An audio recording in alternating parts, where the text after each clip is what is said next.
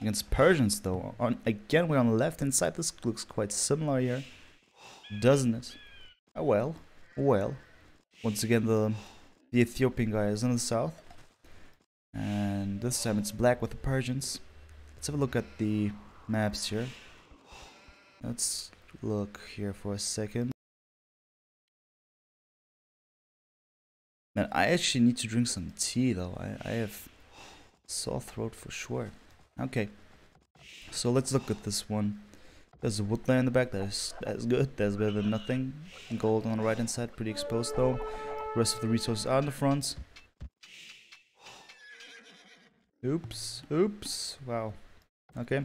And other than that, yeah, pretty much exposed, right? This gold maybe could be of use, but how to wall, how to secure, how to do it without playing super aggressively here. Well, I do not know, guys. I'm not sure. I don't like this map, to be honest. Not the main things on the left hand side here. This gold on the right hand side, also in front of this hill. Not the best situation here, in my opinion. We'll see though. If he plays it aggressively, it's not gonna be a problem here. Looking at black though. This is a black in the north with the Persians. He has an equally open map here for sure, for sure. I mean, yeah, but it could be possible to wall this one off. Here, a wall like this, then another one like this as he plays this house over here. Yeah, do this here, connect these houses, then this house with the cliff. And then for now it's fine with this gold and the stone, especially this gold. It's gonna be the most important in early fuel age and then also in the later game, obviously. Look at the amount of lumberjacks here. Wow. Interesting, interesting. 21 pop up for black. Are we going to see a scrush? Yes, sir, we will. Most likely we're gonna see a scrush by black. What about Glocky here? Who's getting up with his militia? Has clicked up with 23 pop though. That is odd. Oh no, guys, it is happening once again. This is so late though.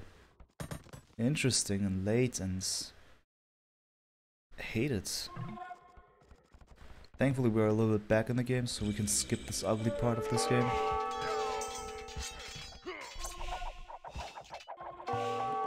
Did this just fail, guys? Did we just see a Trush fail here? Yes, we did. Instead, Glock is now forced to secure his own area because he's expecting a Scrush coming in. This was poorly executed by Glocky. Unfortunate stuff. For him at least. I'm happy because we don't need to see another Trush here. Instead, we're gonna see the Trush punishment taking place.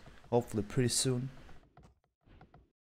You know, I always try not to be too biased here.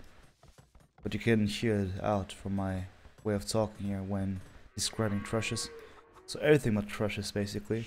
Everything but resources being walled in and stuff like this, and it's fine for me. And yeah, so I'm happy for black here. And let's see if he's gonna do something about it though. So far he could have gone out, he didn't do it. Probably the amount of spearmen was scary enough for him not to go out with 2 scouts. He's adjusting his technique here, adding this arch range and also most importantly skirmishers. It's gonna be the question when he will go for fletching. The reason why he does that is first of all his enemy is Ethiopians. Ethiopians obviously have good archers. So if this Trush fails, and which happened, most likely black anticipates him to go for the archers. And therefore going for skirmishes makes sense a lot. Both do not have fletching, interestingly. Black getting wheelbarrow. Wheelbarrow obviously good stuff, good stuff. Yeah, and Glocky doesn't have it yet. Yeah, we see this little attempt of harassing here. It's gonna take some time. Good thing by black is to put his skirmishes over here. Would be nice denial of this woodline for now. It wouldn't kill any villagers, but it would annoy, that is for sure. that is for sure.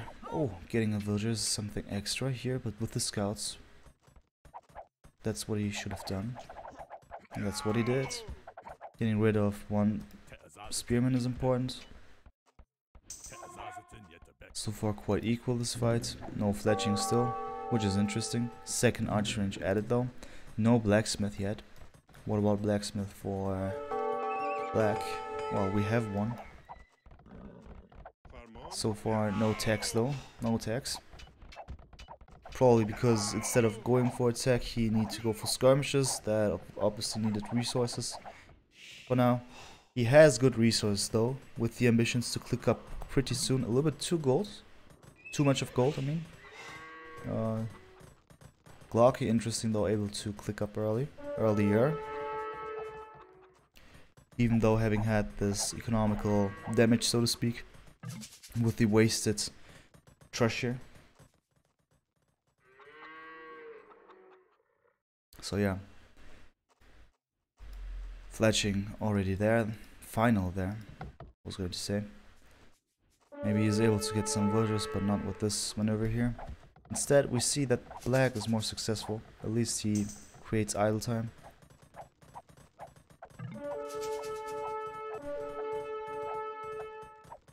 And yeah, the first thing that he does, talking about Glocky here, going for pikemen.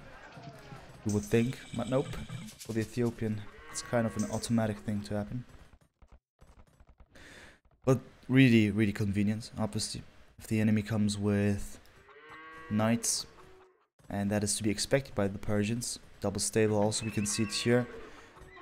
And especially when you have a matchup like Persians against Ethiopians, knights is always a really good choice because you do extra damage against archers, and Ethiopians being an archer civilization, well, you do the math. Looks good actually. With the Persians, actually nice civilization to deal with the Ethiopians. Still, the Ethiopians have their ways. With his free pikeman upgrades, certainly an advantage. Didn't have to spend any resources. He gets extra resources having reached both field age and then also castle age, which will certainly have a good positive impact on his archery creation.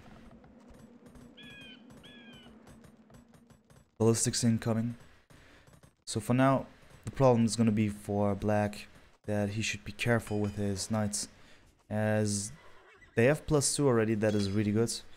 The crossbows have Bl4ck arrow, and when they're in a situation like this, they could technically do a lot of damage to knights, as they receive little damage, theoretically, but there have been those skirmishes, so that's a different situation. But if it would have been only the knights, it would have been way worse for black here.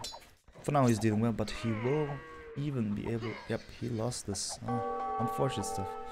It's one knight. The harassment by Glock is successful so far. A couple of villagers getting killed. It's really bad to go in just with one single knight. That's a waste of resource. And you can see it here, it doesn't work too well, does it? Yep, that's actually a good fight for Glocky still.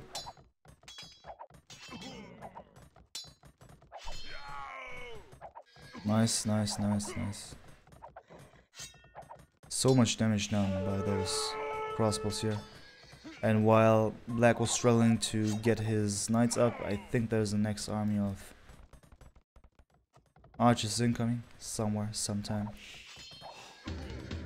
Therefore, I fully understand and even would say that it's the most important thing right now to go for a siege workshop, because knights alone with those numbers are not enough. They're able to clear, that's true, but look at the damages.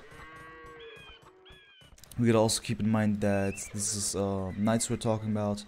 They cost gold, and especially also food. You would think, okay, food, it's just food, it's not like gold. But it has an impact on the economy, because with that you can just go for one TC setup so far. And one TC setup also actually has the meaning that you go for a lot of army, first of all, and that you just work faster. You get up your army faster, you normally would go for cast stage the fastest, and stuff like this, to be super effective and super deadly. So actually your units are super important, you must not lose them, they're really valuable. because you want to win with numbers. But yeah, it's not gonna happen for now, because with these little numbers, Black is not able to do some raiding, even though he has +2 knights. So with Glocky, it's gonna be quite easy to get up his numbers. He has 51 villagers. There's no problem, as his main unit consumes only wood and gold. Therefore, he can afford constant villager production with 2 TCs so far. 3 TCs won't be a problem neither. Problem is just gonna be resource-wise, talking about the wood. But even that, he has managed to do correctly here, and he is able to go for his next TC. So yeah, Black versus Glocky and Castle Age. That's the setup. So far Glocky does well, but Black waiting there as his mangonels ready. Also getting a Scorpion, probably anticipating some incoming pikemen maybe one day. So yeah, let's see about this one, because this hill is actually good for Glocky. He could always come from there. He could even afford to take on some fights against mangonels. But with those numbers, he says, well, I just wait first of all to get my numbers up, like this one here maybe. And yeah, and let's see what's happening. But he's kind of worried about what's inside of the siege workshop, which is the reason why he backs off for now.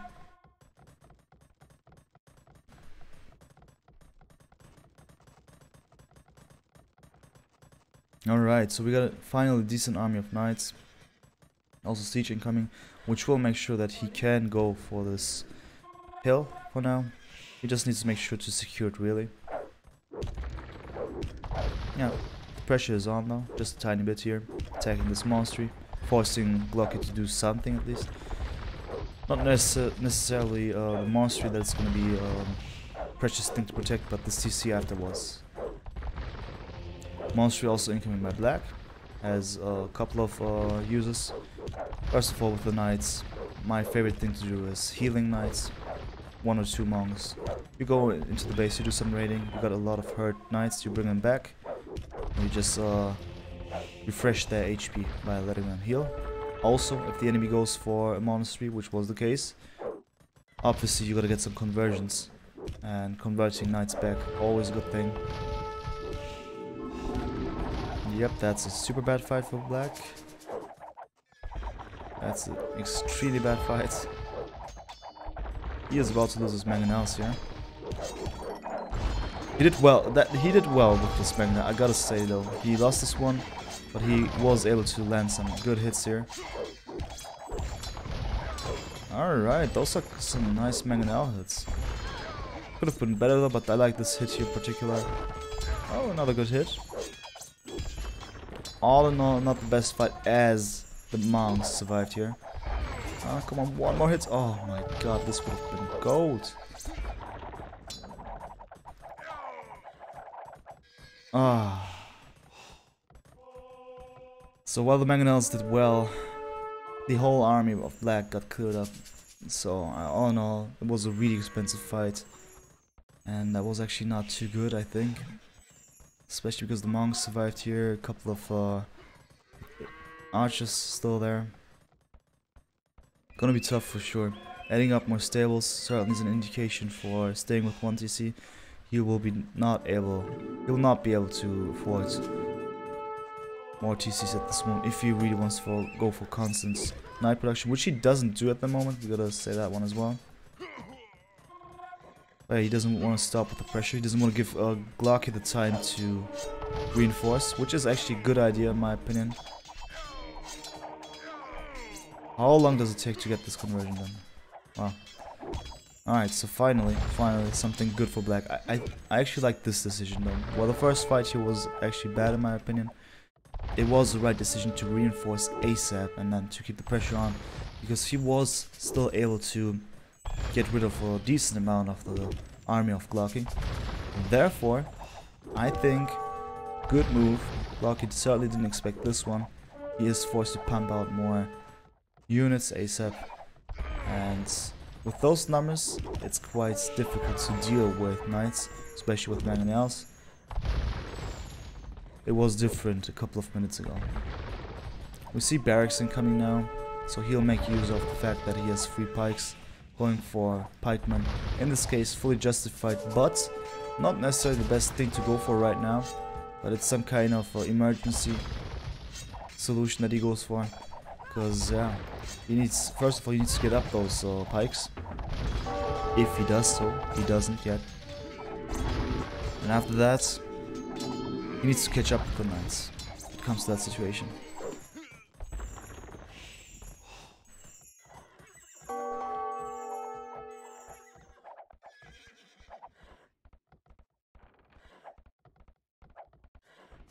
So yeah guys, looking at villager numbers here, 68 to 54, you would have expected more from a 3 TC setup versus 1 TC setup. Because let me be really correct here, right? It's still 1 TC, we're at minute 40, it's 1 TC. So wow, we were. It's actually GG, Bl4ck. Impressive stuff for sure. I like this one. Impressive. Wow, this was... Who could have thought that just staying there, keeping on the pressure, even after this kind of bad fight, you would argue, turned out to be the right decision to go for. Interesting stuff, guys. I didn't expect this. Gotta be honest. Gotta be honest. Wow. Interesting. So yeah, it's the perfect time to go for Racist Lobby again, to see about the weekend Smackdown. Let's just go there right away. There are a couple of people. Let's see.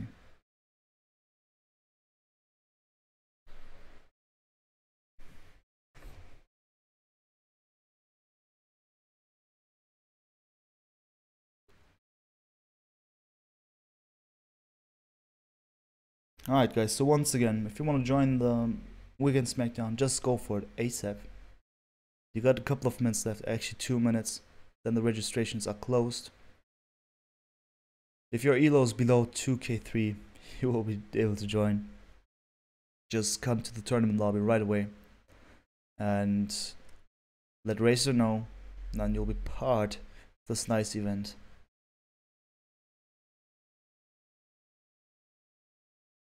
Yeah, there are a couple of people who want to play. That's good so far.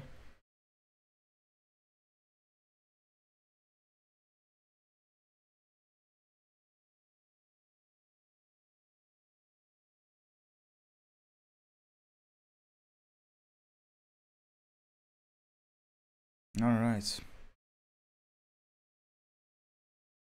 Okay. So guys, I'll just get some water here real quick, and then I guess we'll start right away. Also maybe prepare tea, just a cup of tea, for the sake of my voice, because I've been casting games through this whole week. Also last night, just a couple of hours ago, 5 hours again with influenza. My voice, man, my voice. Alright, so be right back guys.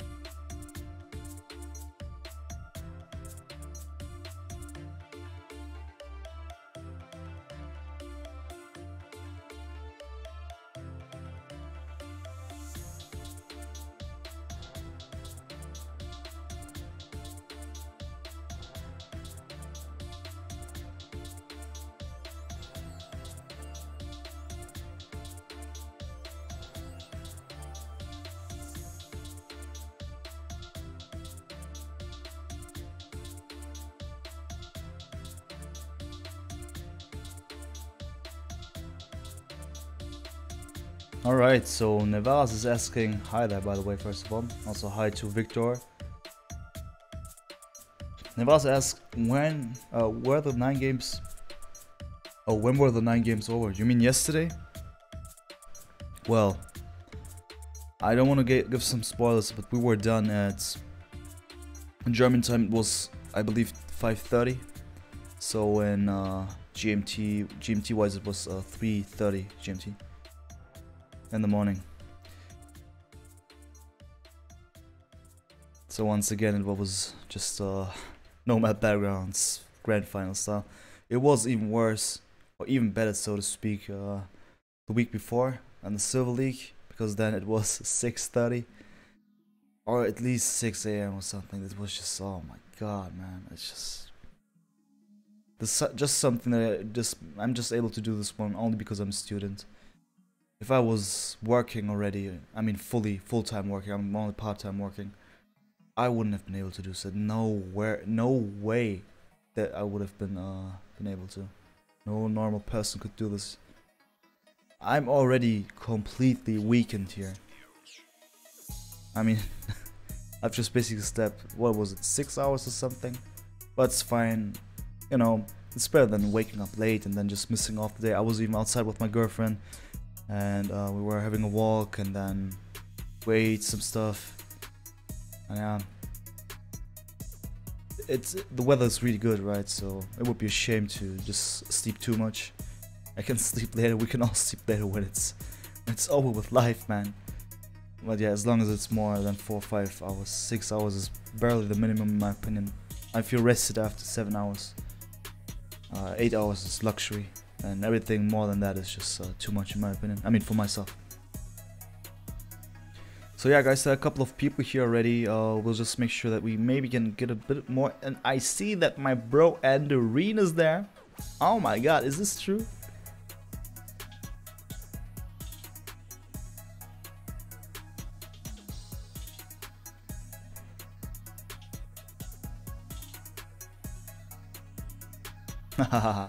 Nice, man, nice. Andorin will be there as well. I'll just tune in with the lobby here, just for the sake of involving y'all here visually with what is happening in this beautiful lobby. Some love is being spread here. Let me see, where's that, there we go. Nope, that's not the right thing. So many lobbies open here. Oh yeah, there we go. Finally, bada boom. Right, so yeah, just join this one, guys, if you want to participate. Anyone is allowed. If you're below 2k3, basically you could just join us here. And it's gonna be we're gonna see how many people are joining. The best would be round of 16. If not, we'll just do a round robin thing with 1 or 2 groups, and still nevertheless in the end you will be able to win, as in there's gonna be a prize for that one, and everything's gonna be fine, right? So guys, join everyone, be part of this. Patriot is there again. He was there last time. I'm just spamming some stuff here in my Discord for people to join. By the way, Nevaras, I gave you this sub status here on my Discord. For your information, you can now always join the Damn I Sub Talk on his very own Discord. And yeah, other than that, let's just wait a bit more. I feel that this is the right time to wait here for the people to arrive. And yeah, I guess the time is over though, so we'll have 2 groups here, round robin style. And yeah, so 1 player in each group has to wait, but that's fine, that's fine.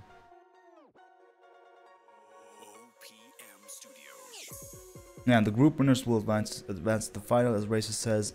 So we're gonna have a decent matchup here. And I feel that having only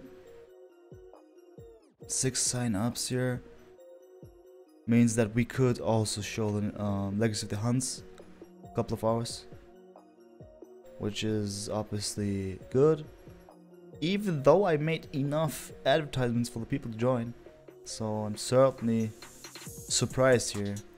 Still also happy that we got these people here right away. They're already no many of those questions, as in not much of those questions, man. What is up with me? Concerning the organization, because everything is clear. We made sure that the people know about that one.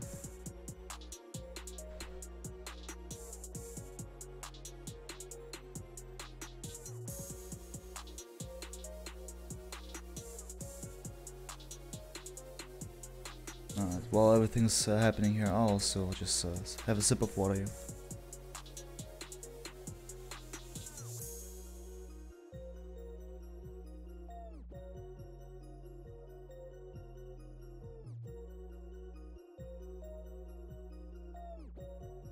Alright, so once the brackets are done, I'll also update everything for that concerning the exclamation mark brackets command. Obviously that is not updated because the brackets are not done yet, just for your information. And yeah, having Andorin here is certainly a nice thing.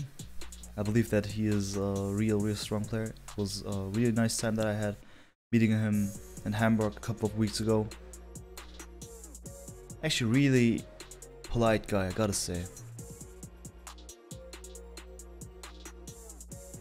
And yeah, he's also involved in RTS League. So most likely you'll hear something about him and me considering RTS League, maybe one time. This year sometime. Alright, so we got the brackets here. I'll just update the command here right away. Let us see. And by the way guys, Legacy... No, I was just saying Legacy of the Huns here. That's not what I want to say. Weekend Smackdown, obviously here. What we're doing is going to take place on a regular basis. So if you couldn't make it this week, it'll be there next week as well. So just for your information. Meanwhile, I'll just update the commands, and then probably we'll just start watching right away. At least this is what I think. Okay, I'm just gonna go on Twitch here. Just gonna watch myself, because I'm a narcissist. Kappa. Alright, so this is the commands here, brackets.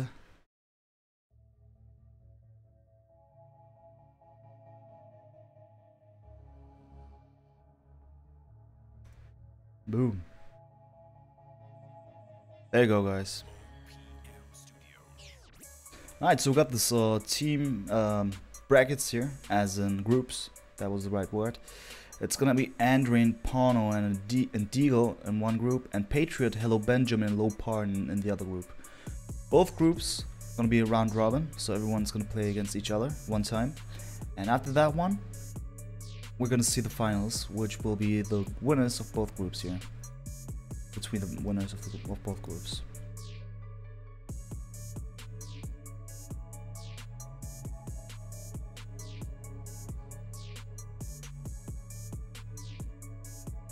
Alright, so once the games are actually starting, we'll just join right away.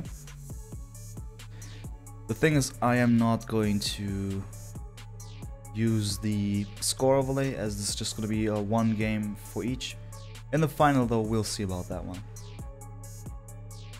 But if it's just going to be one match all the time, obviously it doesn't make sense.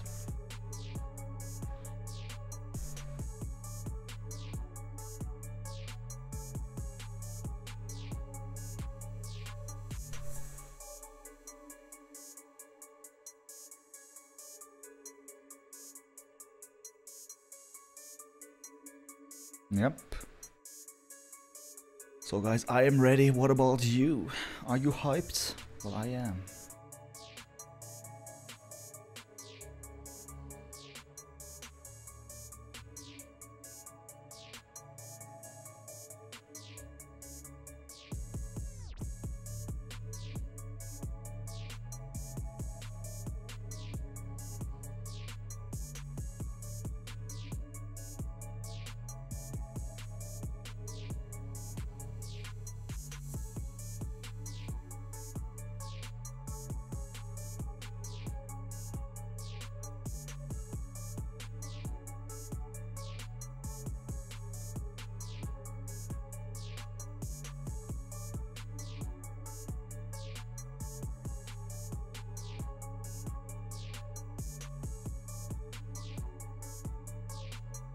Alright.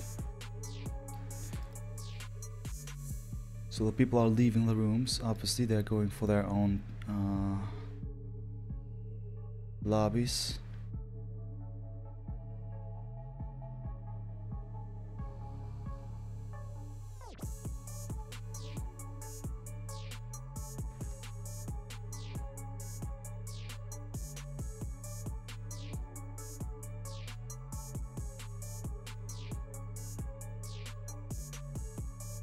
Alright, so both groups should be... Ah yeah, okay, I understand. This lobby is obviously one of the groups. Knee-man is there. Bro, yeah. That was exclamation mark brackets. Brackets, man. Welcome, Knee-man. Welcome, welcome.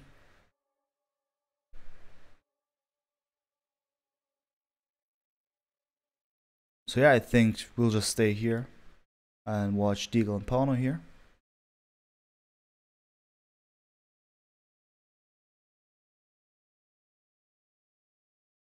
As far as I know, next to Andorin, there's also another 1850 person. I have been informed by sources.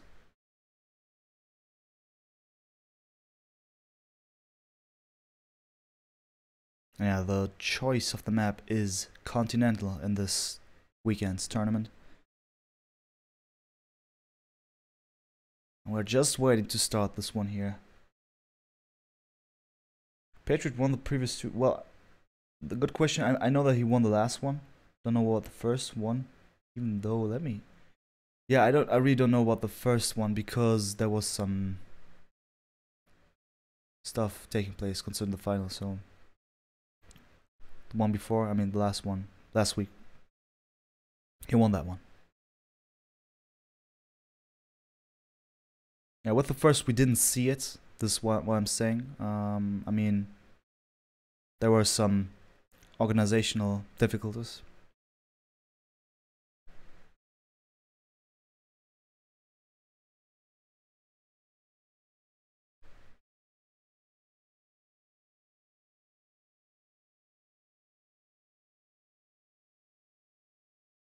Alright, so the game is about to start, guys. We're waiting for the 130 spec delay and then hopefully we'll see some epic matchup.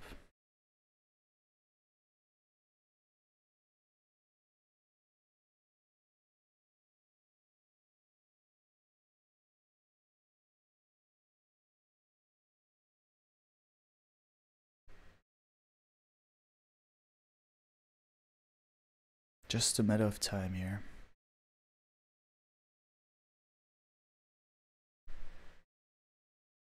So Deal's from Germany. Pauno from Serbia.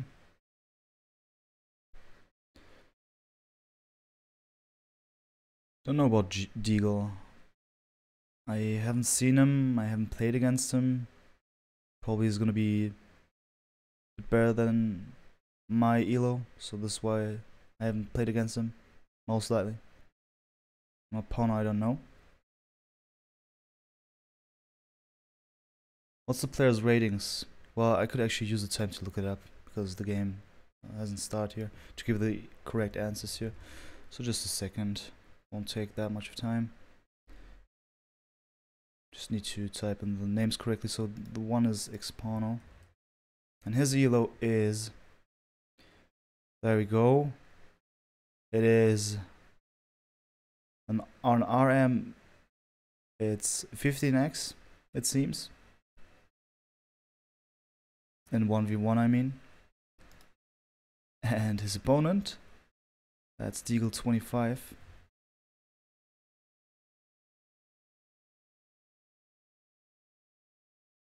Also 15x, I would say.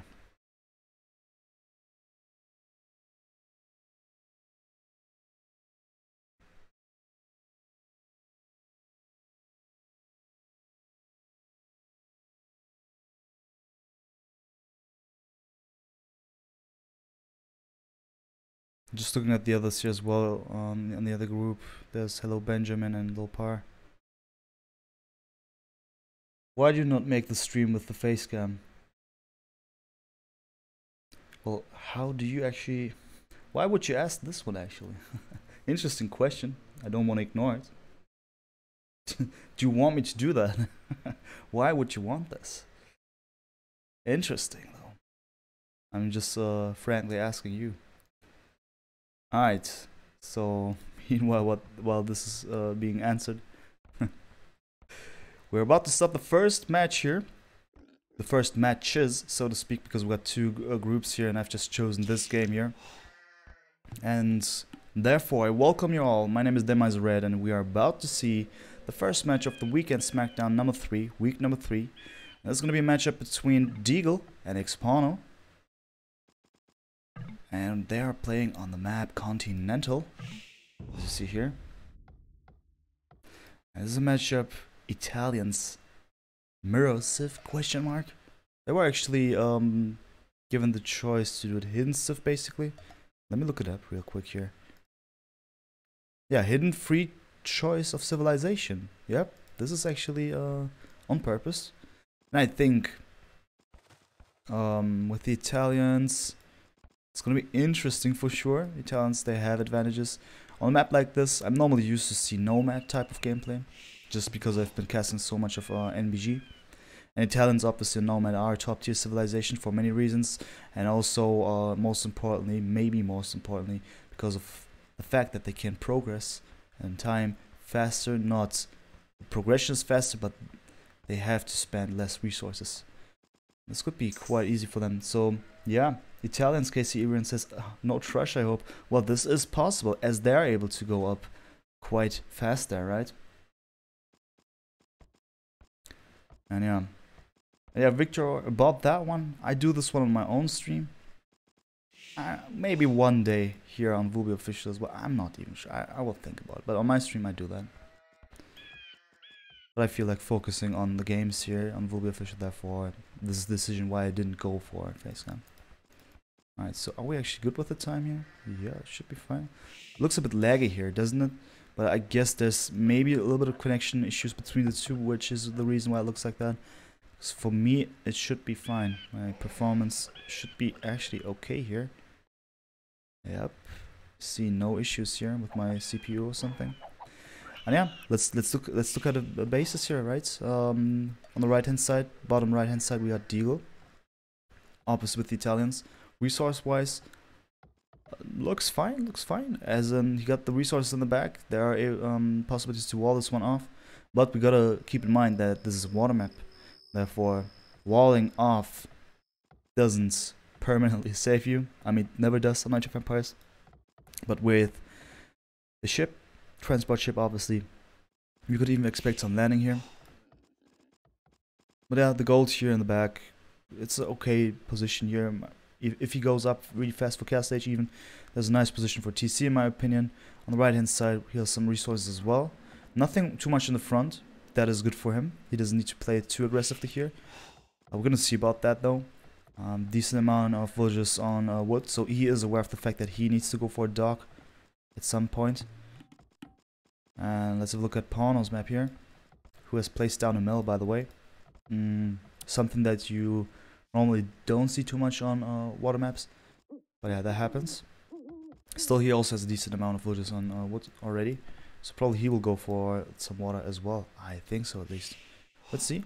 Interestingly, Pauno also goes for some offensive scouting here. Is able to get some sheep. That is, of course, a good boost here. Now we see here the first stock is being placed by Deagle, and that is, where is it? It's chosen the green color, therefore I am just... oh yeah, there we go. Right in the back here. Yeah, so with this placement, probably he will just go for the fish and... yeah, it doesn't look too aggressive. Not in a way that he placed it somewhere here in the front or something, that he could maybe go for the enemy faster. This is how it is for now. It's still clunky here, this... I mean, we are not behind in time, it's just some... I believe it's just some connection problems. A little bit of lag here and there.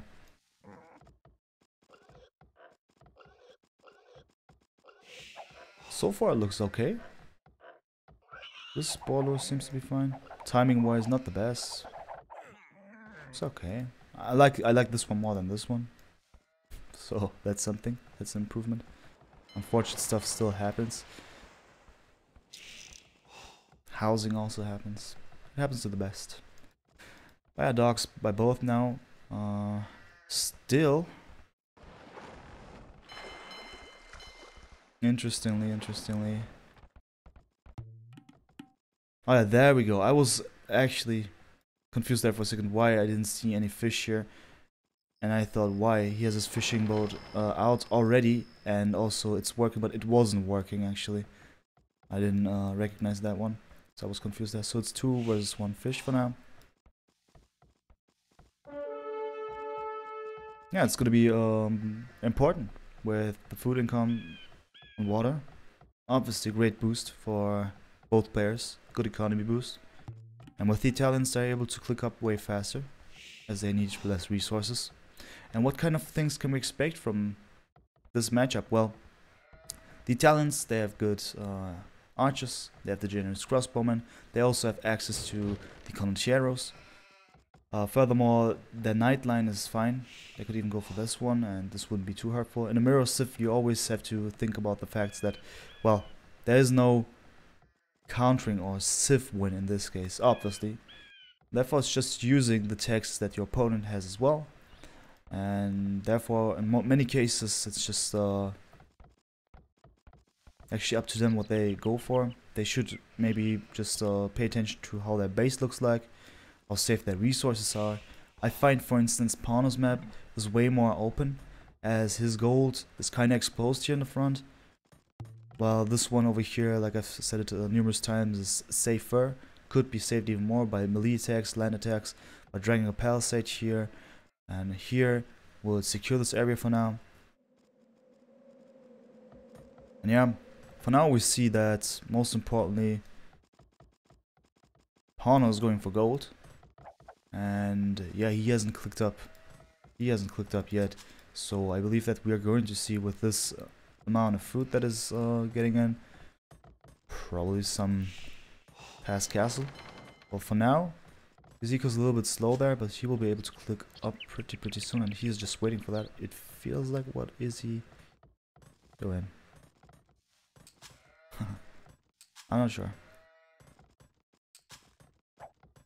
But his TC is idle, that is a fact.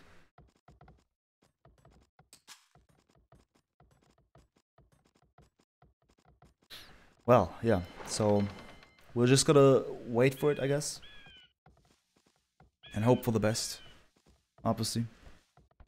Interestingly though, Deagle also goes for gold right now. Question is he gonna make some fire galleys? Or just some fuel aggression with archers? But even this would be a little too little on gold. And also too late on gold. Finally though, we saw it here. Pano clicked up. He lost his scout though. So most likely we'll see Pano going for some past castle approach. He already has enough villagers on gold, and also enough gold there.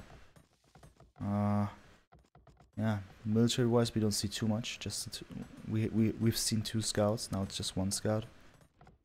And yeah, I guess we just gotta wait and see what happens. So first of all, importantly, great stuff, we see a barracks, that's something.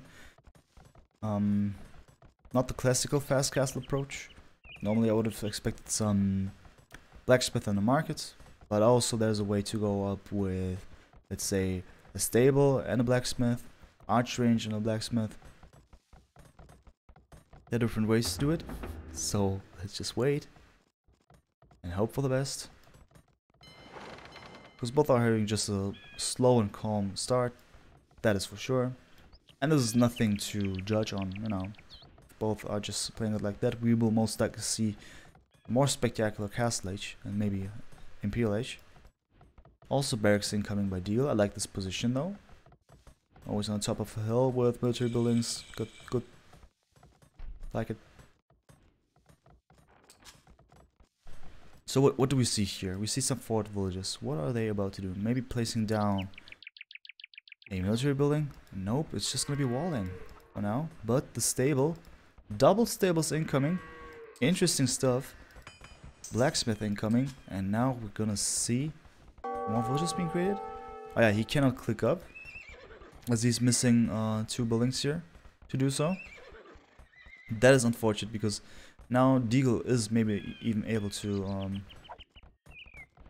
probably he's able to wall this one off before we see any knights incoming. scouts we see though. Okay, okay, that is actually a nice approach. Because I feel that with this way, he is going to deal a decent amount of damage. He will be able to get up with those scouts and then just go for the enemy base, as we don't see too much. This barracks though is there in order to produce spearmen, so maybe we'll see some stuff here.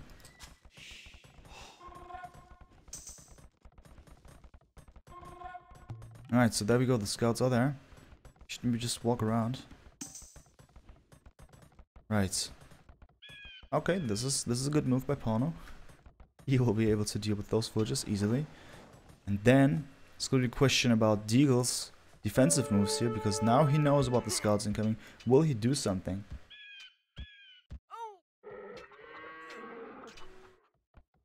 And we see on the left hand side a sneaky dog here. That's actually well done here by Deagle. Remain unnoticed here.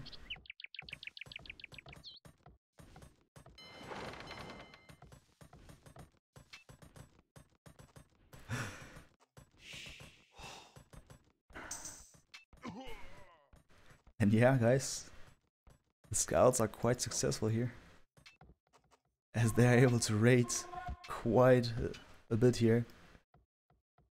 I actually like this dog here. The idea behind that is good. But I feel that right now, Pawn is doing too much damage here, more than he should have. Also, forgive me with this performance issues. I can assure you, I was looking at other matches this stream. It hasn't been like this, so I believe it has to do something with the internet connection.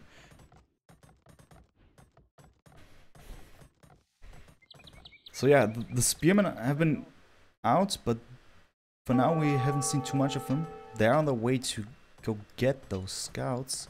Well, at least I hope so.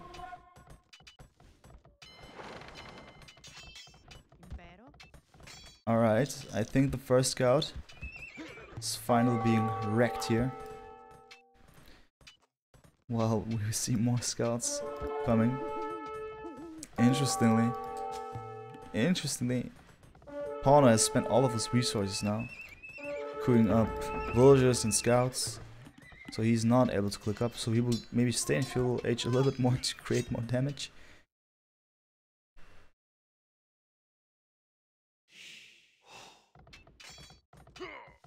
Yep, guys.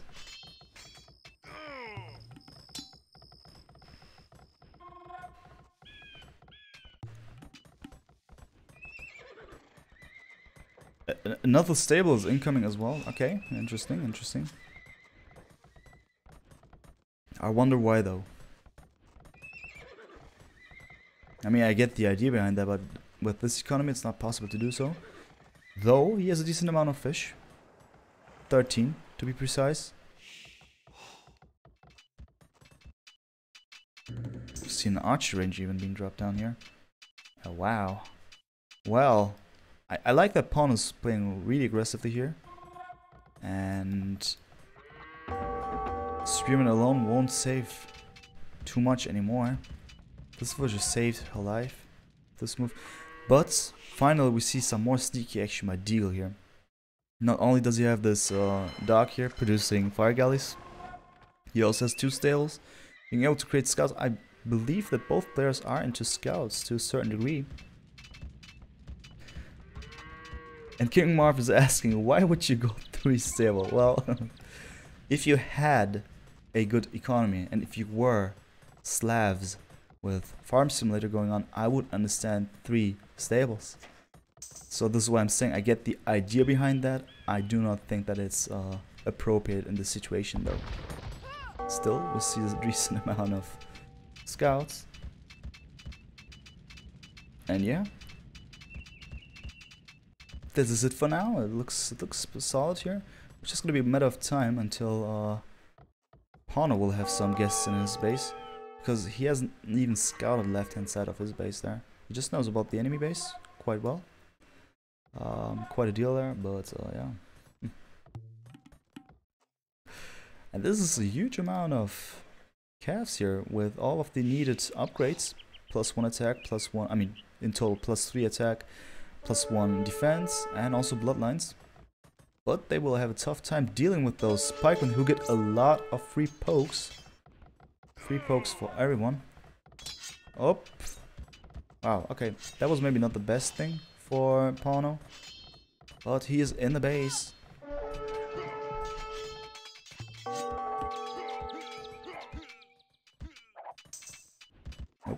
Oh. Looking at the villager count, 53 to 31.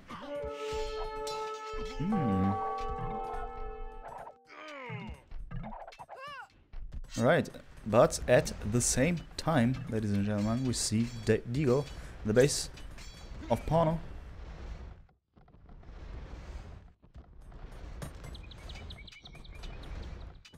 I guess I misread the fish thing here. I've looked at military, I believe, when I said 13 fish, and I've been only being able to spot like 6 or 7 fish.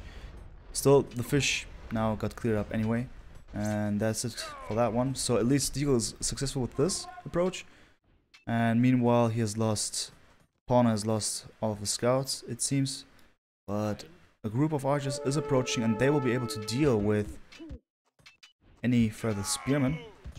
ATST, yeah, I did that on purpose maybe, I don't know, man. Just to see who's listening to me actually. That's always a bait of me, saying at the same time, and then, you know, yesterday night I felt, is everyone sleeping? We got about 100 viewers watching, and then I said at the same time, and then boom, ATST. People were still listening. Makes me happy, man, makes me happy. Alright, so meanwhile, Deagle's still not giving up. I like the spirit here. Though it looks quite gloomy for him. Economy-wise, he has suffered a lot of damages. Significantly, I guess it's no secret here. Also the fact that he has his TC garrisoned by a lot of villagers. Oh well. And that tower, also maybe not the best position. I like this one way more. Actually, I would have loved the tower here. And even the tower here, just to make sure that no enemies are able to approach from there.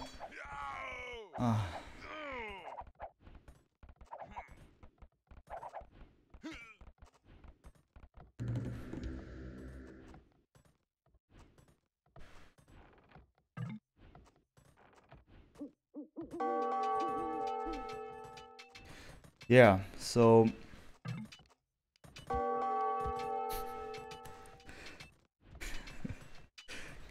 Marv has his number skills on fleek though, I mean. All good, man, all good. But yeah, looks bad indeed for Deagle. It's certainly not the best situation for him. Still, miraculously, he's still able to be there, doing his thing with just one scout, keeping him busy. Though, ladies and gentlemen, we see the knights approaching. And with the next upgrade, +2 upgrade, as in to the defense, I feel that they will be devastating enough to deal with anything that's in the space. But this tower, finally, good decision. Won't be enough though, won't be enough at all. Because now Pano is in Castle Age, as I've talked about the knights that are approaching at this very moment. And yeah, it's gonna be a tough one.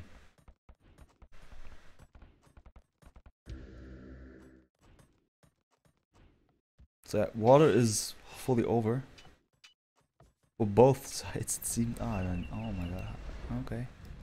Both have no more fish.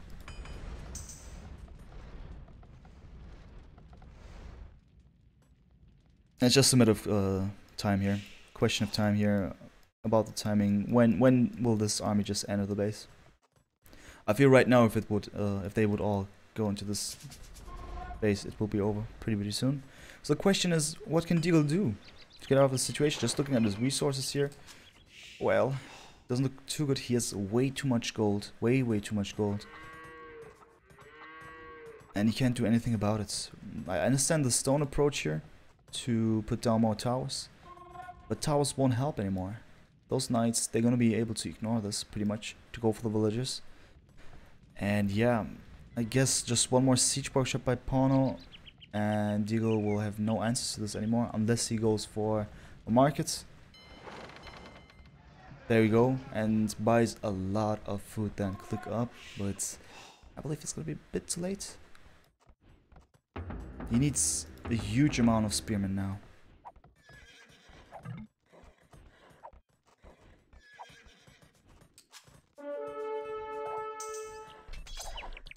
Yeah, finally, Pano has wheelbarrow. That's good for his economy, obviously. But now we see what is happening here in this base, and that does not look good. Not at all. I like these archers here. They are able to deal with any potential spearmen. But even that is not taking place. So even if Pano doesn't get one single villager, the amount of havoc that he causes by provoking idle time here is just so significant. It's gonna be tough for Deal indeed. So he has placed his markets. Will he do something about it? Will he use it? Well, he bought... No, Pano bought stone. Okay. Why is that? Because he wants to place a castle. Right there. Well, I don't like this position too much, as it has no effect. Just make sure that Deagle won't be able to go here, but why would he do so? He could just go over there, to the left hand side. So I would have loved a more aggressive castle. Because with this army that he has, he is even that in that much of a convenient situation that he could just place it even somewhere really, I don't even know, really provocatively, in a provocative way. You could just go left hand side and just put it here and nothing would happen. You could even destroy those palisades and try to drop it, I don't even know, somewhere here. Get rid of this tower, of this barracks, put it there. But yeah, for now he chose that position there. Yeah, the pressure's on. Deal not doing too much anymore. What about his resources now? Well, he didn't do anything about it with the gold. He still has it. And he is about to lose his markets. So that's a waste. That is a waste for sure.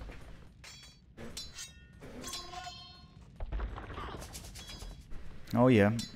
Oh yeah. Gloomy stuff, gloomy stuff. Villager count 46 to 32 right now. And now the knights have +2. I love to see this. And also getting iron casting, making them even stronger considering their attack. Yep. But Deagle has not given up. He still tries to do damage. And actually this is the idea of it. I like this one by Deagle, because what you do when you get raided, well, you try to defend yourself, but also ATST, you try to counter raid.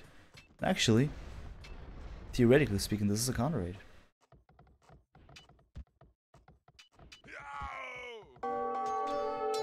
And Andorin is asking, don't tell me he will hide his... Well, if that happens, then I will just leave the game.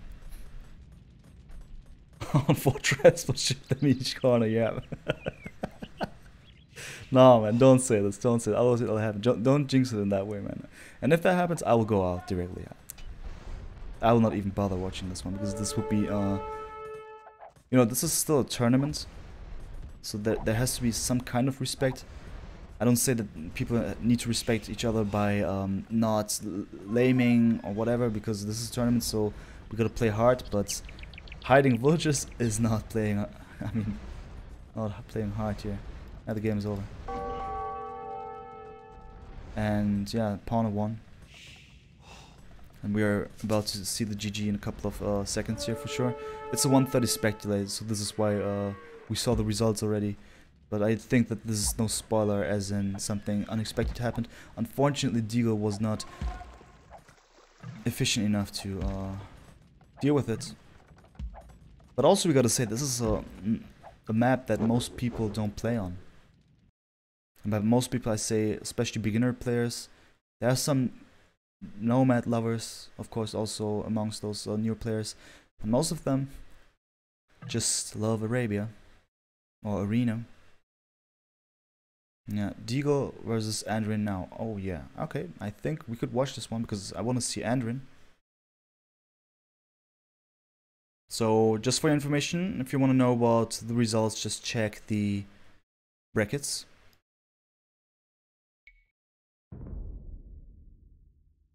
And yeah, for now, Pano has won the first game. And we're gonna see, well, Andorin against Deagle though. Well, Deagle was player number 3 here. I'm even concerned to watch the other game though. I think we should do this one. I told Ando I would watch his game, but I feel that this is gonna be quite... I'm not sure, guys. Yeah, King Marv said it.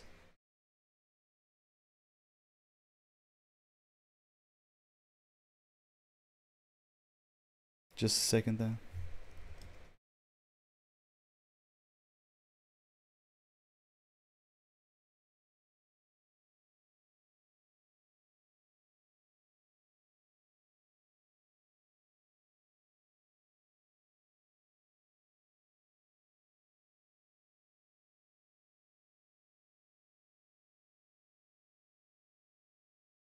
Yep, alright, we'll go to the other group. Alright.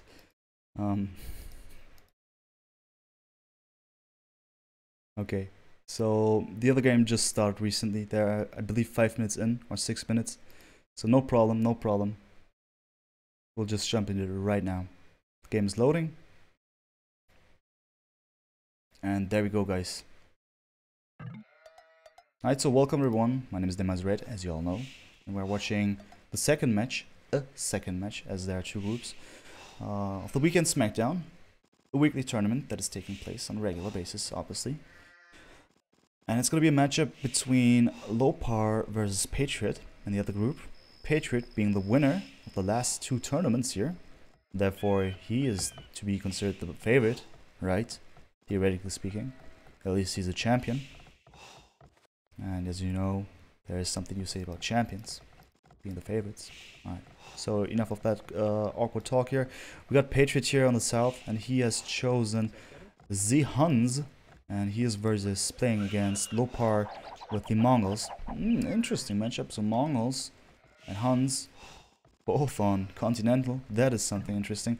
And I believe that economically it could be the Mongols with huge profits if he gets his hands on boars, deer and stuff like this. I feel that we could see a really fast fuel age and therefore some extreme fuel action. We would expect the same also from Patriot with the Huns, as with his fast stables, he could go for a 21 pop Squash, which would be slower, obviously, than a 19 pop Squash. Still, with his fast stables, he could maybe catch up to a certain degree. And then he could make use of the fact that he's an extremely versatile civilization with the Huns, being able to do pretty much anything there, especially really strong in Castle Age. Also an imp, early imp, obviously. That's actually some solid deer ball luring. I like this one. Well done, well done. Looking at the maps here. So this one's a bit different here. There's this place over there and over there to be able to go for the other player's base.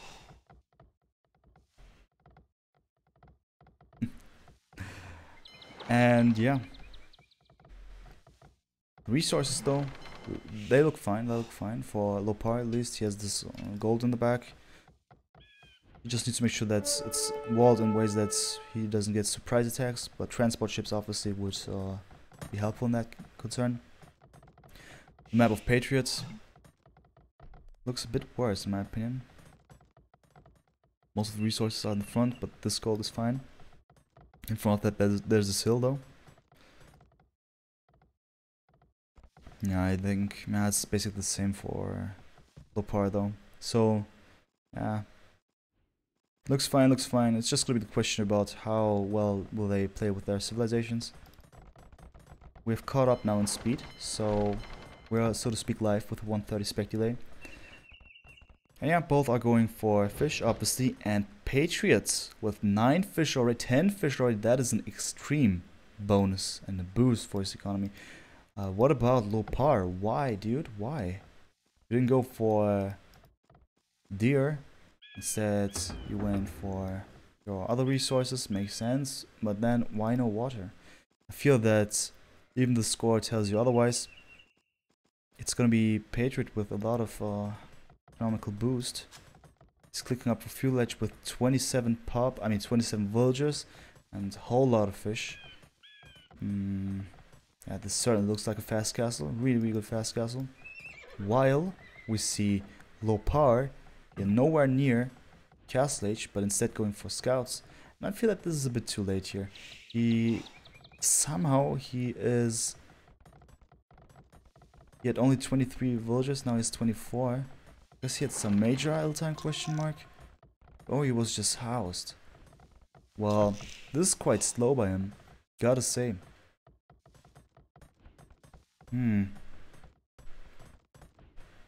But lucky for him, he can be entering the base from numerous directions. So if he goes out right now, it would be fine, but he doesn't. Somehow he plays it defensively. I don't understand why though. Does he actually know about Patriot's position? Well, he doesn't. He could, nah, he knows. And what about Patriot? Probably he doesn't though. Oh, he does, okay. Oh well. Interesting. So with Patriot, I'm sure we can see some solid gameplays. I mean, something that that makes it understandable for us as viewers. Most of his decisions are based on strats, basically. So that's good. And I love the way he walls this one up, making it impossible for the scouts to enter. At least for now. Well done by Patriot. And we see a double stable, probably, most likely we are going to see knights. Once he has reached castle age,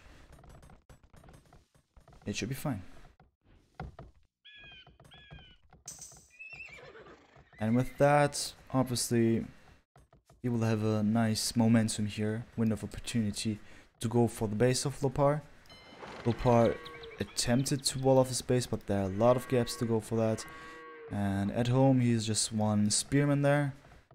And a couple of scouts, but if the knights are entering, it's gonna be a tough time for him, especially in feudal age. We're gonna see a similar situation that we've seen in the game before, at least considering that last time, that last moments of the game.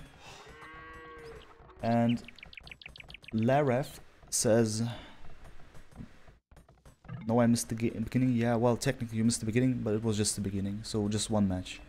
There's still a lot to go for. No worries, no worries. We're gonna be here for some time. No worries. Nice quick wall here. And surprisingly the scouts were more successful than I thought here. But they're too close to this TC in my opinion. He has bloodlines though, so everything's fine, one would say, but nope.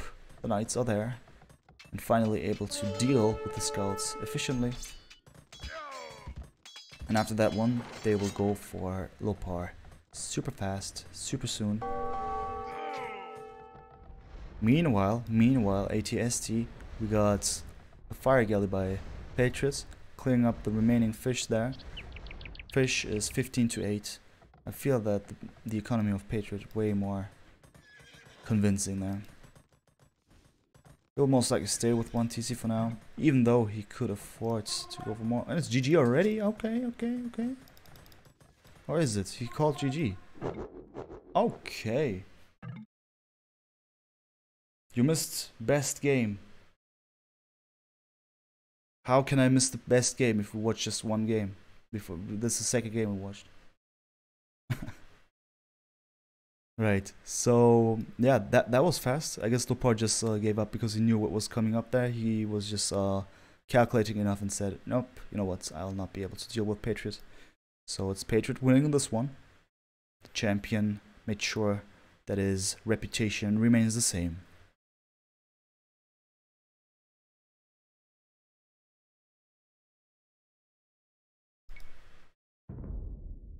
Okay. So alright. What about the other game though? Is it still going on? Talking about Andorin and Deagle there? Yes it is.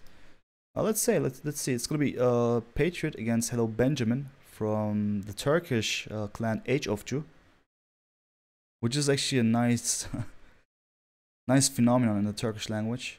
As most of the Turkish players, they don't say I'm gonna play Age of Empires. They say I'm gonna play Age of. right? And they don't write it as an AGE and then new word OF, but they say EYCOF, age of in Turkish.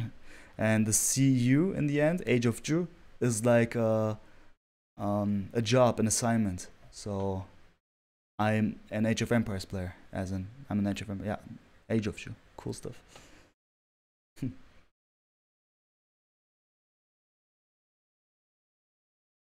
Oh, Pawn. We watched your game, dude. You said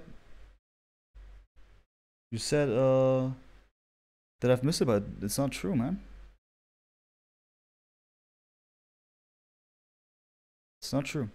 So next game is starting, obviously. I don't know if you can... Do you see that? No, you don't see that. I'm sorry, guys. I just tune in with the other lobby as well, just for information. I'm not just chilling around here. I'm actually waiting for them to start.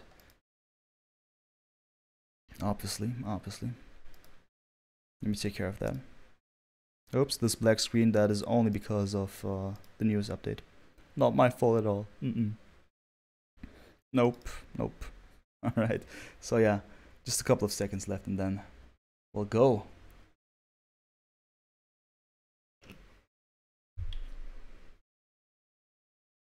Having my regular sip of water here. That normally takes way too much, as I'm always about to finish the whole bottle.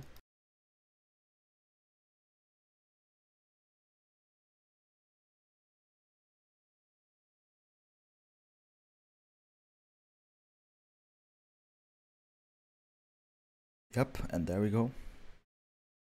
People, you need to stay hydrated, I tell you. Yep, so we had some interesting games so far. I like the game of Patriot for sure. And yeah, let's see about this one. Now Patriot once again, this time against one of the members of the infamous Age of Jew clan. Which is quite a huge community though. I see a lot of people with that tag from Turkey. Which is a great thing to see, that in other countries there are a lot of big communities, Age of Empires communities as well. Here in Germany, obviously we have one of the biggest. But it's even nicer to see that somewhere in Turkey, for instance, there's a good community. Good stuff. Yeah, about the stay high, since we're in between the game, right? Since I'm not casting here for a second. What about the stay hydrated bot, guys? What about that, man? I don't need it. Why, man? Why? Who did that? What's the deal with that? Someone was just concerned, probably, that I'm doing 6-hour streams here on VO. They think I'm dying here. Not eating, not drinking, not breathing, not, I don't know, other stuff as well. But that is not true, man. That is not true. We have some time in between the games, and I always make sure that I stay hydrated, that I eat, that I don't know. The things that you do as a human being, right? Those things you call living, this one thing, this occupation. Right, so the Bl4ck delay is incoming, 130. Guys, be hyped, be hyped.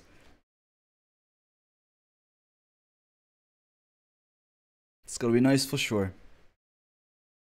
I like this one actually with the weekend Smackdown. It's tournament still, right? And make sure that to include different kinds of players from different levels, right? Giving it a nicer, funnier touch to everything. Doesn't mean that I'm ridiculing or just saying pathetic stuff while casting, but in between, it's way more relaxed then. Gotta say, I like this atmosphere. Right, so we're right about to start here. The game between Patriot and Hello Benjamin. Hopefully.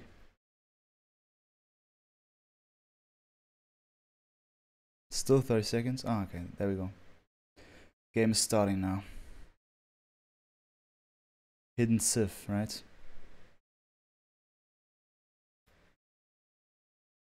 Boom. There we go, guys. Why, man? Why again Italians? Why?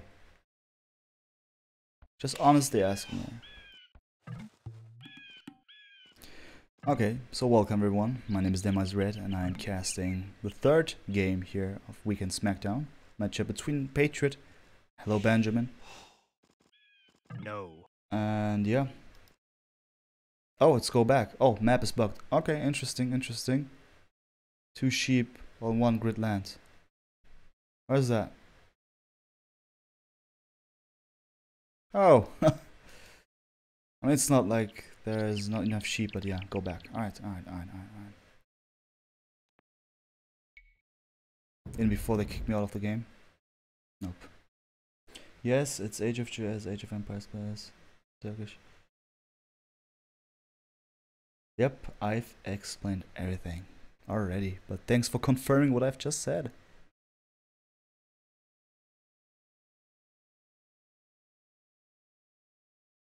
Just looking at the other match, if it's over or not. No, it's still going, It's 15 minutes exactly now, the other match. So maybe Marv was actually wrong with his prediction. Who knows?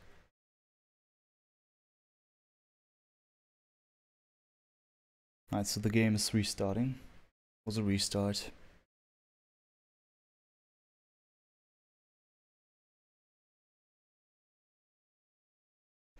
You're welcome, El Hujum. You're welcome. Nice nickname there. That's what the Saracens in Age of Empires say with their soldiers. Funny stuff. Alright, so 1:30 spectator delay incoming.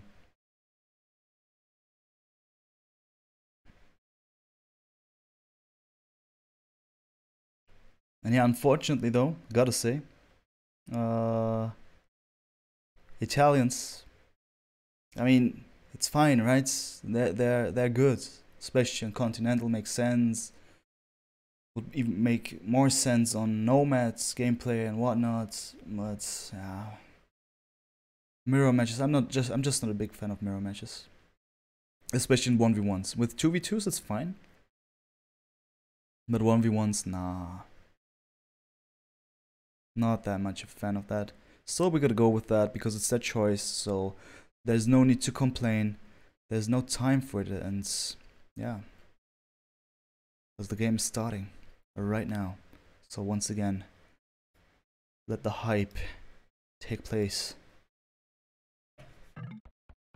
Okay, so hi everyone, my name is Red and I welcome you all to the third match that we're watching here of the Weekend Smackdown, a matchup between Patriot and hello Benjamin.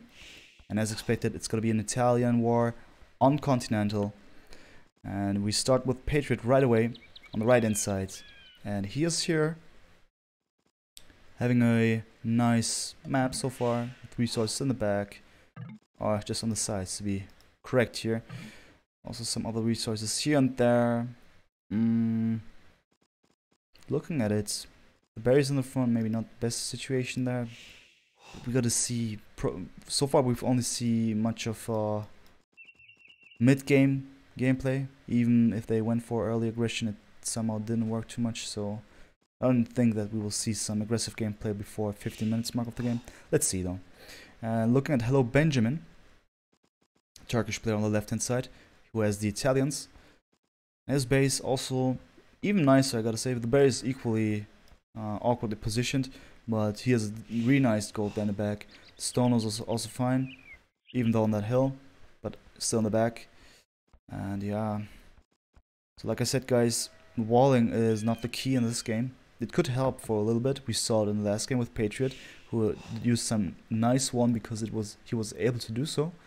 But I feel even in this case, once again, it's a bit easier for Patriot to do so, but not as conveniently as before. And yeah, equal situation for hello Benjamin. Oh, alright, okay. Patriots making sure that hello Benjamin again is there with this sheep. In the first game he called a rematch. I mean, a proper rematch, as in a bug rematch, admin rematch, how you want to call it, because of bugged resources. And now, this case, Patriot just got his hands on those 2 sheep and just kill them.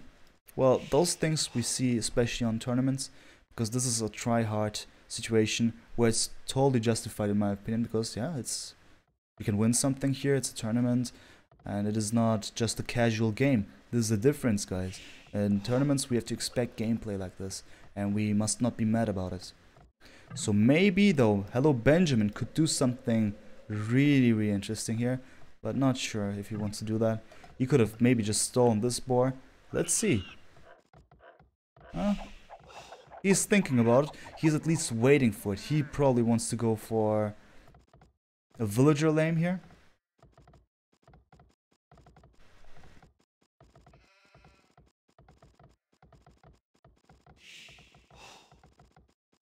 Yeah, so let's see.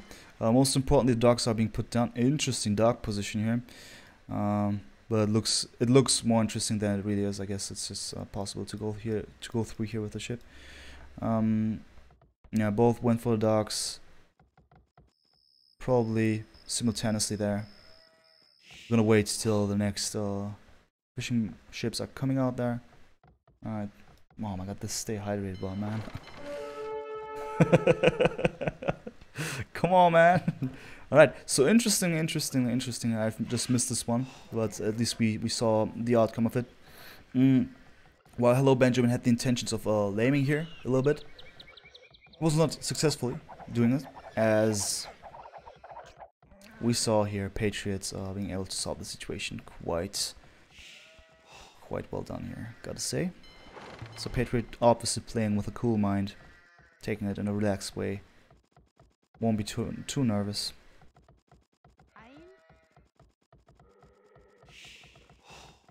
And yeah, what can we expect here? So basically, it's the first. It's the same answer just as on the first game.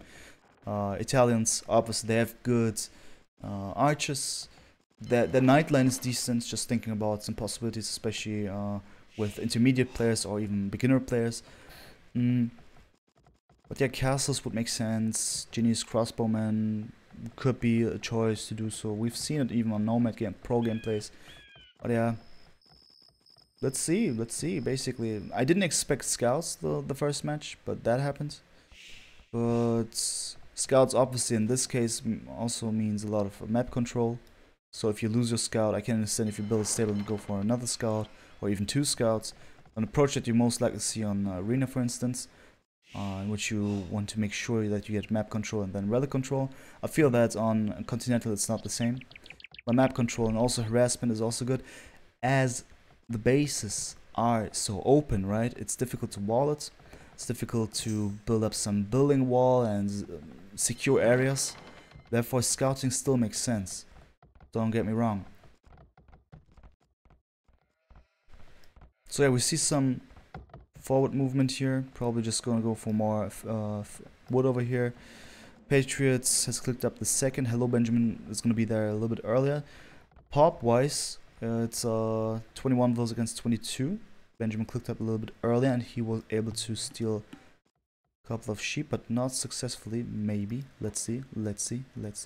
Oh, nice bait. Nice bait. I feel that Patriot might think that the sheep are somewhere here, but instead they're there, as you can see it.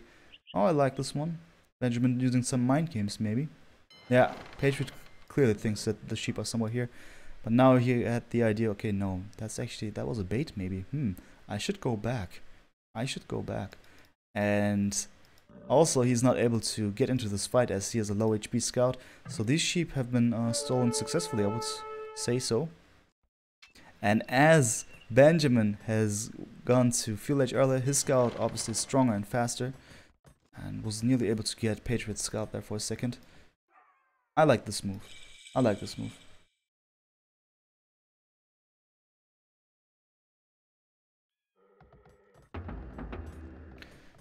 So, one of my colleagues says Benjamin picked a bad place to do the dock. Well, that is for sure. We see fish-wise, it's not the best position there. The ship needs to go a long way there for sure.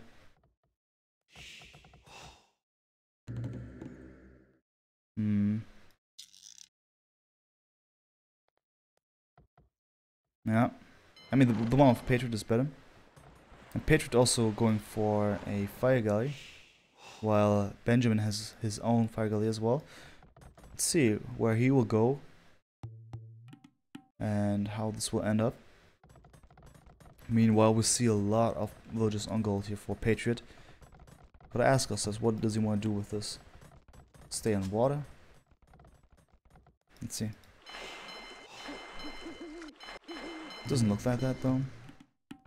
Doesn't do too much about it. Yeah, and Benjamin actually with the ambitions to go for more fish, or at least water domination with the second dock. Maybe even said, okay, maybe this dock is just too bad here, I just go for the next one over here. Well,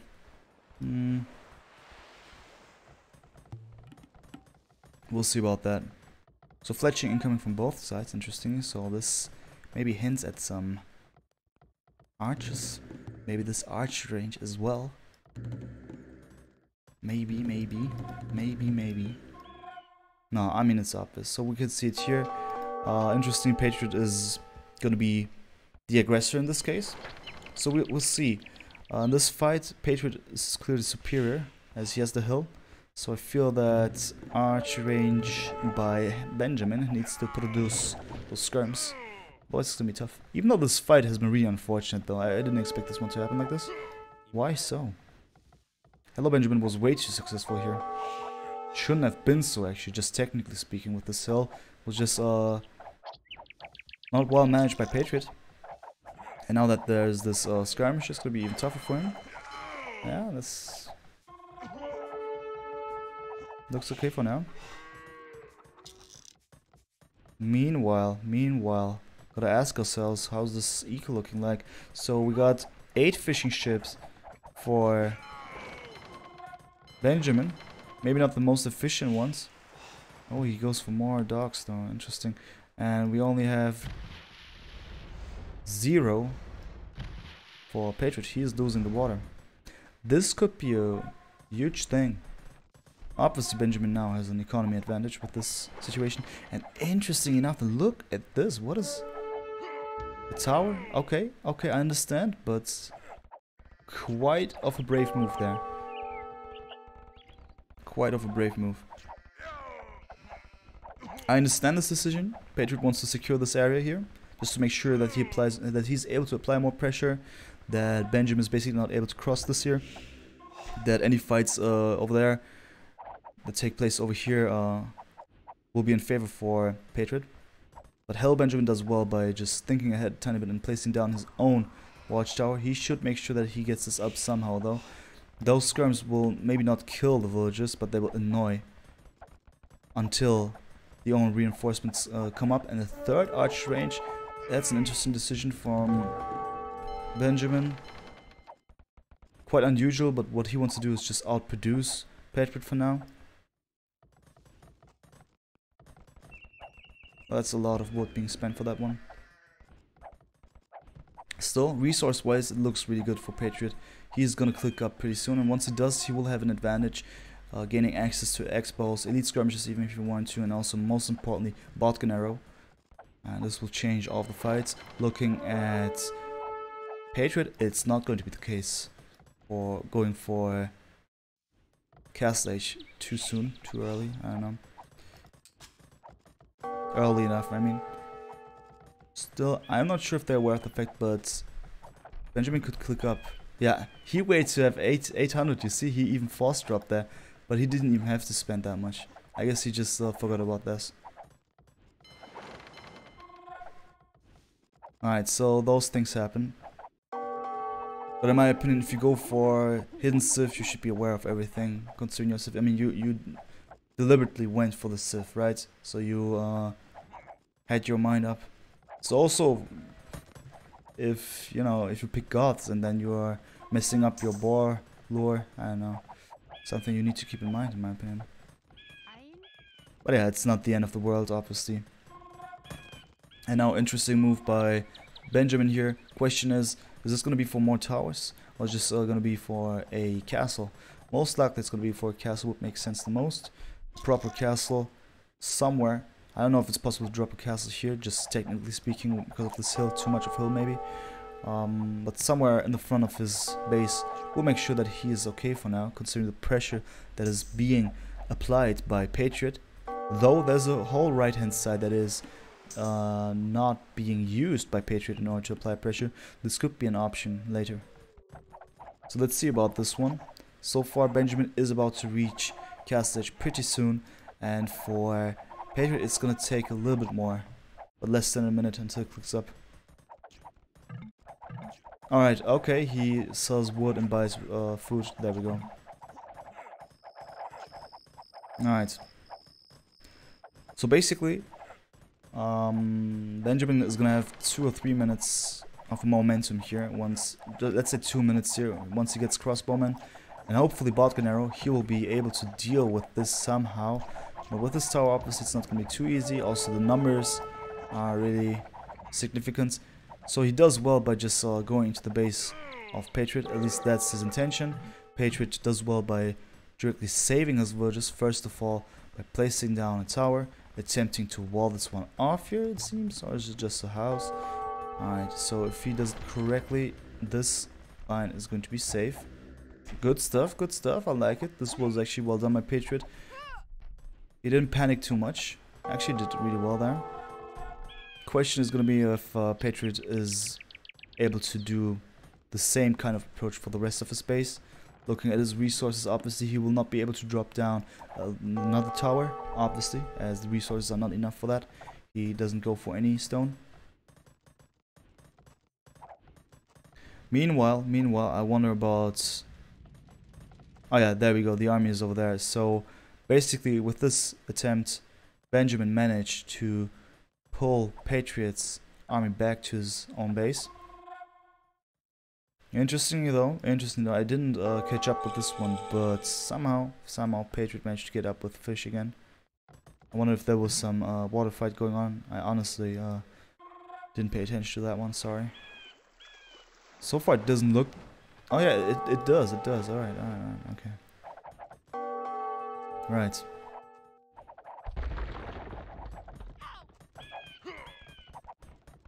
Alright, those are good fights for Benjamin, obviously, but this is gonna only be like this for a couple of more seconds as elite skirmish is coming in. Looking at the upgrades, we see Bl4ck arrow versus Bl4ck arrow here. Therefore, interestingly though, also defensive upgrade for another extra defensive upgrade for Benjamin. Still, the amount of skirmishes is significant. They will be able to one-shot archers, X-bows even being downhill, though they take a lot of damage because the opponent is uphill still. Ballistics incoming for Benjamin, making them more accurate here. And yeah, questions. So what about the idea of using... Oh yeah, there we go. I was asking myself about this castle. Nice idea. Nice idea. Gotta say.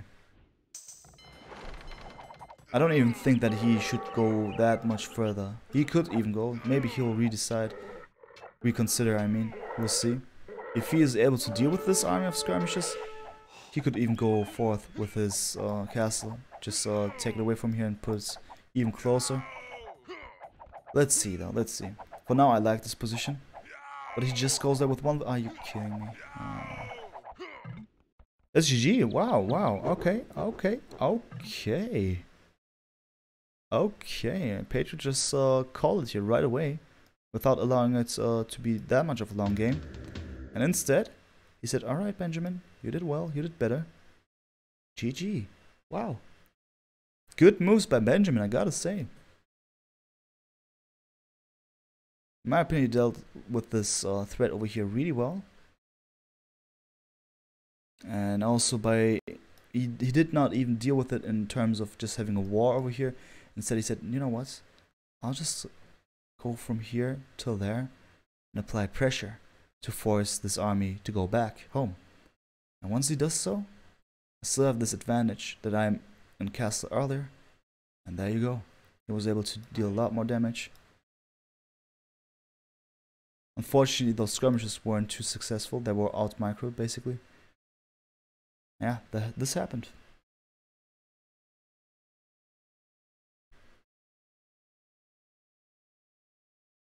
Okay, so we're going back here. Now let's see who's playing next. Let's see.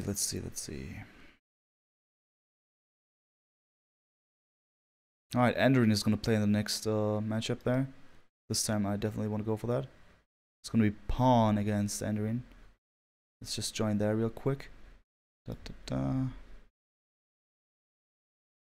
There we go. Also gonna update the overlay here for a second. By the way, if you wonder what the scores, just type in !! brackets, and there you go. And this black screen once again, people. It just happens. Oh wait, the game is already over. All right, okay. Oh, that was a fast one. Okay. Andorin won.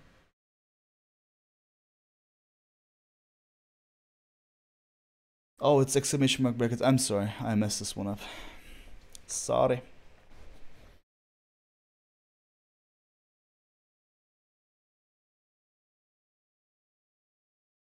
Oh, it's already okay. Okay, that was fast, guys. So we will actually jump into the finals right away. Wow, didn't expect this one. It's gonna be Andorin against Hello Benjamin. I guess this was pretty straightforward. Alright, so with this one, it's gonna be best of 3. Therefore, I'm gonna prepare the overlay, obviously. And for that, I still have the time to do so. Alright.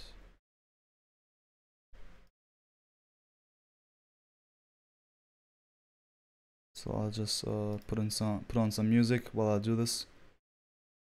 If you got any questions, obviously let me know. Brown Voobly Walking Demon says, oh yeah, Brown Voobly, it's like, you know, like backgammon or stuff like this, you know, Tavla.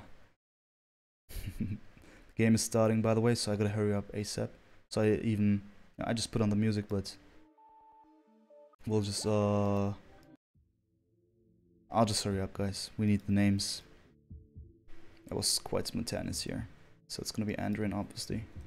Andorin.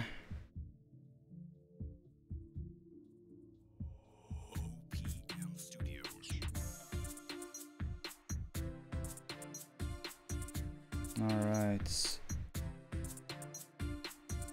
Looks good. Also need to update the scores, obviously. And yeah, best of 3, guys, so be prepared to see a couple of games here, at least. At least 2, hopefully 3. I always like to see the full extent of best-offs. Especially Nomad Battlegrounds finals with 9 games being possible. Oh my god, I was hyped, man, I was hyped. So yeah, the opponent obviously is Hello Benjamin, so I'll just write his full name there. Hello Benjamin.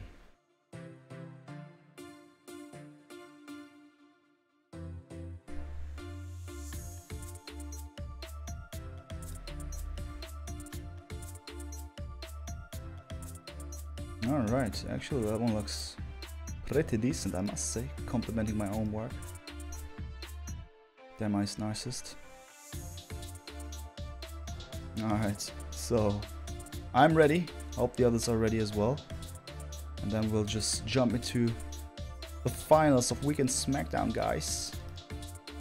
Hype.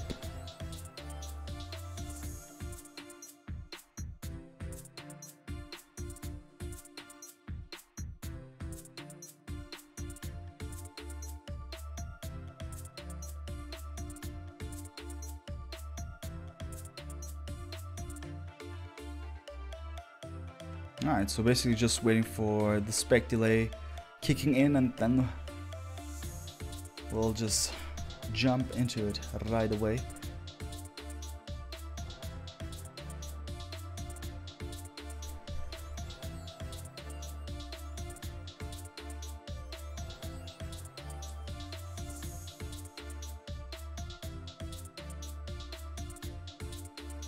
Alright, so I'm just looking at the elo here for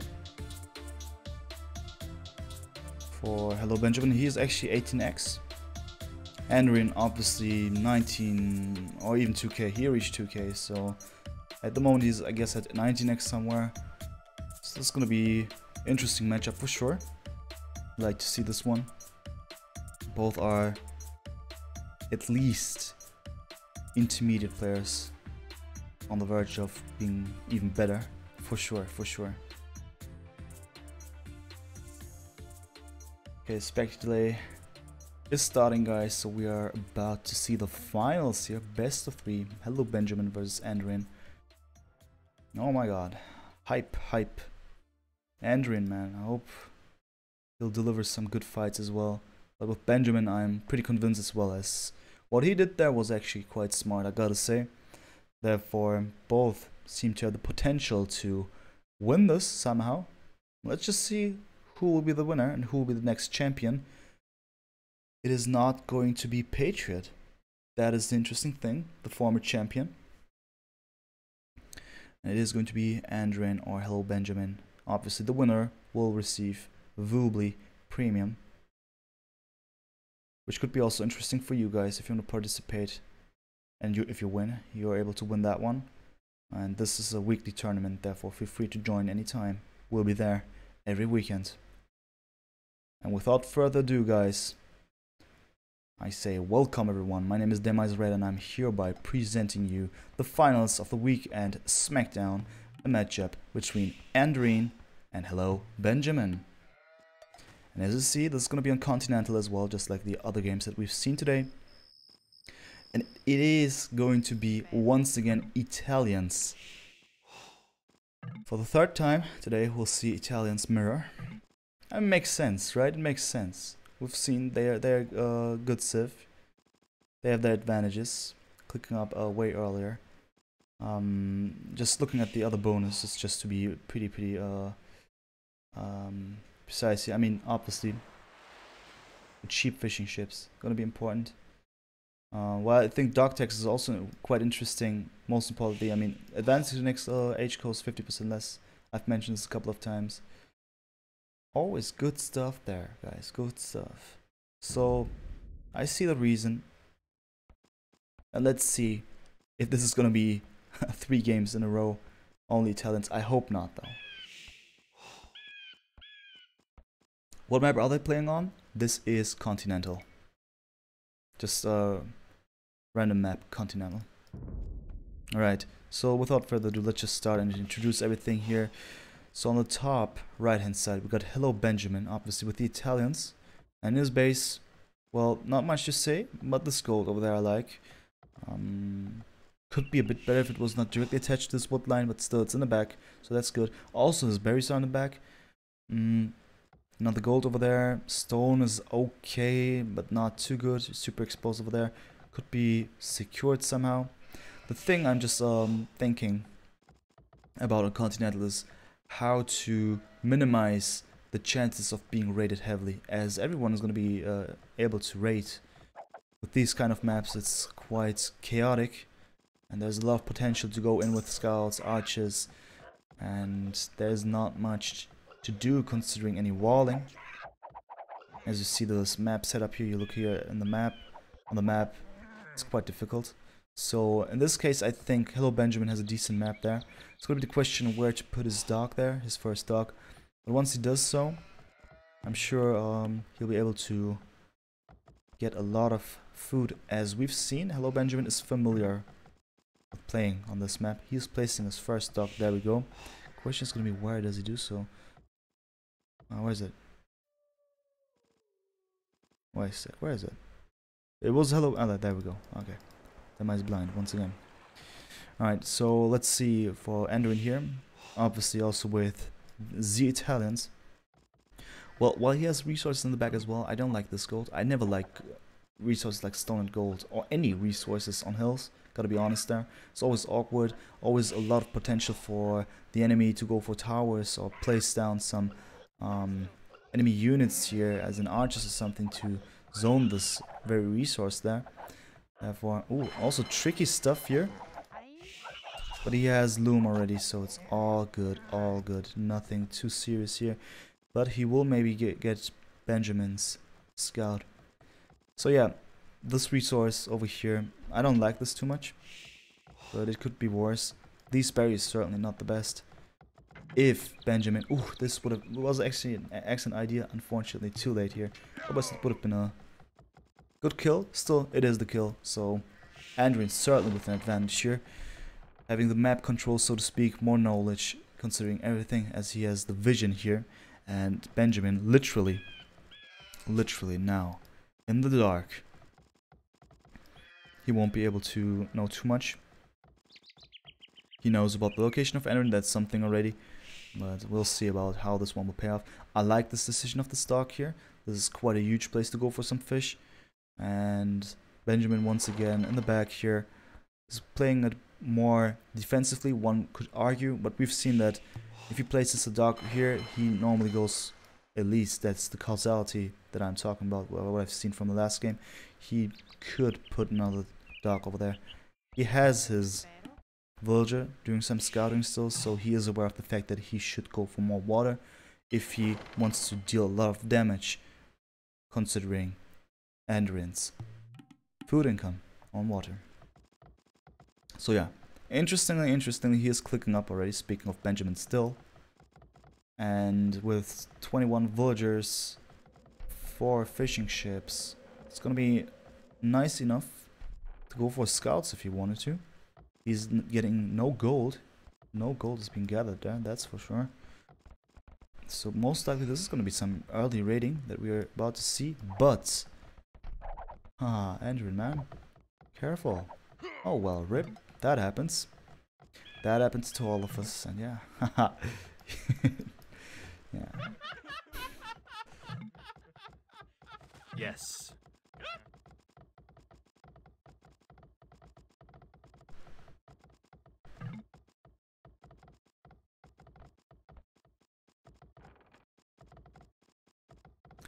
Yeah, so far both have lost their scouts, and we see here the barracks are being put down a bit too late in my opinion, I gotta say, because Benjamin is now in fuel age right now and his barracks are not up. This will slow down his second building being up.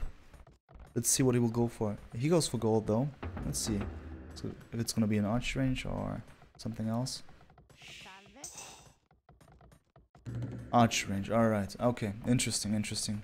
He went on gold a bit too late there, but that's totally fine.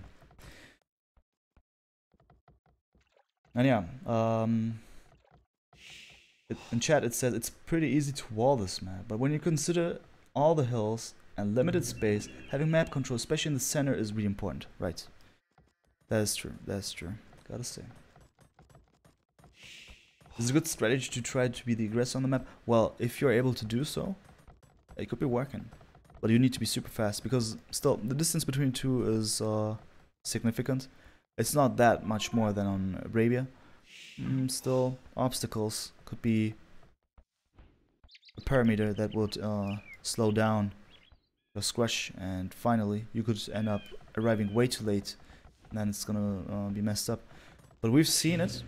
We've seen scouts in the base of the others, and if that happens, obviously there's a lot of potential danger. As yeah, it is easy to wall. Still, I think from what we've seen previously, it was still easy for the scouts to cause a lot of damage there. But we also had this game with Patriot in which he walled pretty successfully.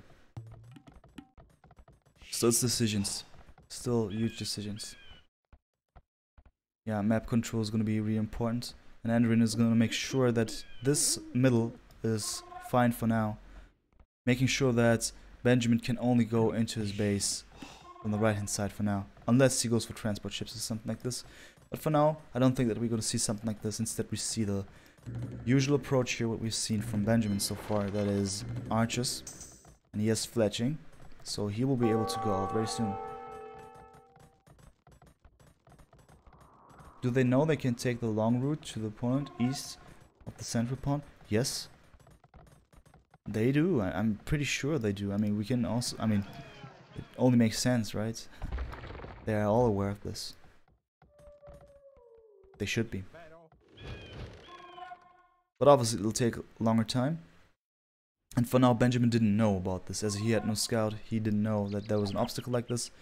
If he knew, maybe he would have taken the other route, but now it's gonna be this way. But obviously in the last game, we've seen Benjamin being aware of this fully. He still went for the middle, and in the end, he took the longer route to place down the castle, and that worked out somehow.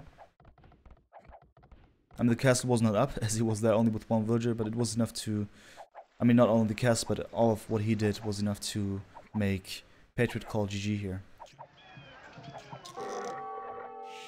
Alright, so this is happening. I'm just looking at what's potentially gonna happen here on water, and that is obviously fire galleys by Andorin, clearing up some stuff here.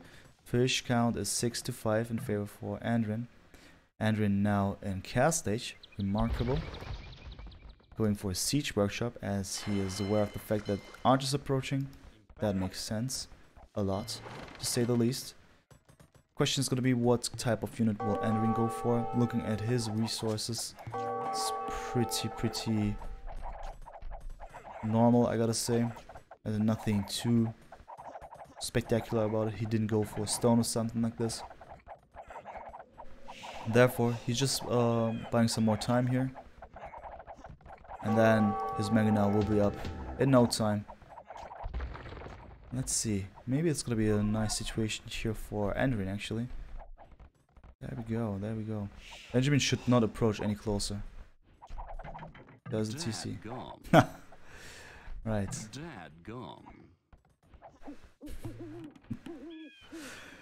Man, this 24 taunt. I hear about it and read about it way too often lately. Gotta say.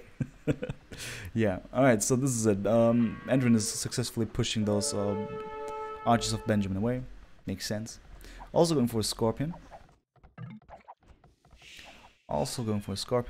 I've mentioned Scorpions a couple of times in the Legacy of the Hunts when they were produced. They're actually able to deal a lot of damage when there's a group of calf archers or archers. Especially if they manage to hit from the side, right? So the bolt that the Scorpion's shooting goes all the way. And yeah, you gotta keep in mind the range of that, especially 7 range. Quite nice, quite nice. And the fire rate also fast enough. Let's see, guys. Let's see. Nice. Nice. One more. Nice micro though. Nice attempt here by Benjamin. Oh.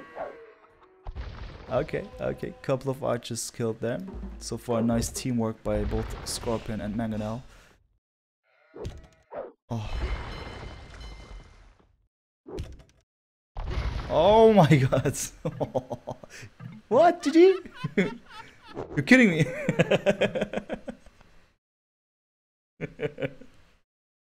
Wow. Really? Really? That fast? Why, man?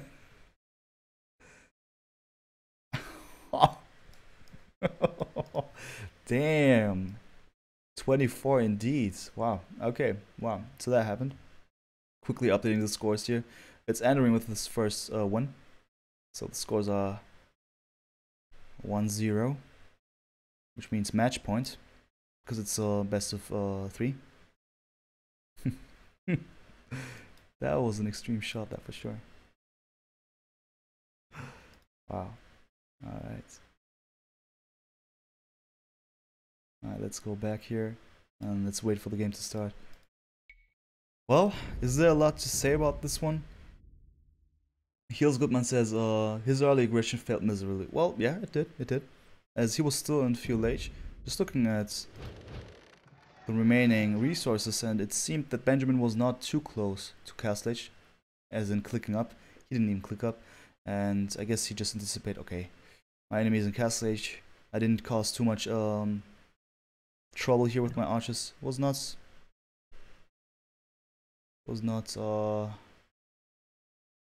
too efficient. Wait a sec. Oh, that is interesting. I'm still in the game, right? And I can see the chat in the next game. You know what I mean? I see the chat of game number 2, even though I'm game number 1. Wow, that... Well, if it's true what they say, well, then prepared. Be prepared, guys. I'm not gonna say too much about it, but... Yeah, speculators incoming. But I guess we will see some nasty stuff, guys. Some nasty, nasty stuff. And I'll explain to you in a couple of seconds, because the game's starting right now. He lost his scout, he lost his army. Andorin could boom without interference. I think it is reasonable, yeah. Right. And yeah, it's true. That's actually interesting. I could see what happened. And Andorin actually wrote OMG Koreans. Or he just wrote Koreans. But in a way that he just made a remark there. And it is going to be Persians against Koreans. So welcome everyone. Once again, my name is Demas Red. On behalf of Bl4ck Official, I am casting Weekend Smackdown. Round number 2 of the finals for today. A matchup between Andorin and Hell Benjamin. As I've mentioned, Andorin here with the Persians and Benjamin with the Koreans. For a second I thought I said Benjamin 2 times. Andorin, Benjamin, 2 different words, 2 different names. Right, so on the left hand side, the Persians, obviously good civilization and many concerns. They have their bonuses to get up their dock pretty fast. We want to go for that. And other than that, obviously, you could go for scouts into knights, you could go for fast castle knights. We'll see. Probably we will not see a similar situation just like last time. As we look at this map, there's just an island in the middle that is not connected. Therefore, there's only one way using land to go for the enemy, for both of them. It seems like, let me just check here. Yep, this is just an island in the middle here. Interesting. Interesting stuff. So this is basically just 2 islands, this one big island and then this island in the middle. And yeah, looking at the map here, resources in the back, unfortunately on the hill, but yeah, whatever. It's good. I mean, Benjamin comes through the middle here, some palisades, could wall this one off here. Palisades dragging it to the TC. So that is one way to do it. Gold is going to be important, obviously, for both players, but more for Andorin, as his opponent Benjamin on the right hand side has the Koreans. Oh no, for real? I thought about this in the other game against Patriot, it was, right? Wait a second. Wait a second. Really? Are we actually seeing this? Dude, stop attacking him, huh?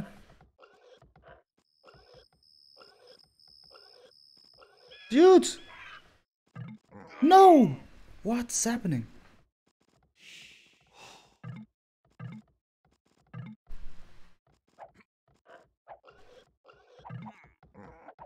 Guys, what was that? My Will also died, he said. Ah. I mean, what can we say about this? What? Benjamin, man. I mean, it's really altruistic to do so. And that's actually... Oh my god. It was such a nice attempt to be, I know, helpful there, but it fails in both ways. I mean, for Benjamin, double punishment. Karma said, nope, you want to be helpful? That's not your job, man. That's not your job. You lose your scout and you lose a vill at home. That is really bad. I guess this is this the corpse of the villager? I guess so, even something like this looks like that. That is huge damage done to Benjamin's economy, obviously. Oh my god, guys. And yeah, the thing is also, with the Koreans, I was actually saying, right? Benjamin has the Koreans. Will we expect some towers? Well, in many cases we do with the Koreans. Yeah, actually that's just fair. Oh my god.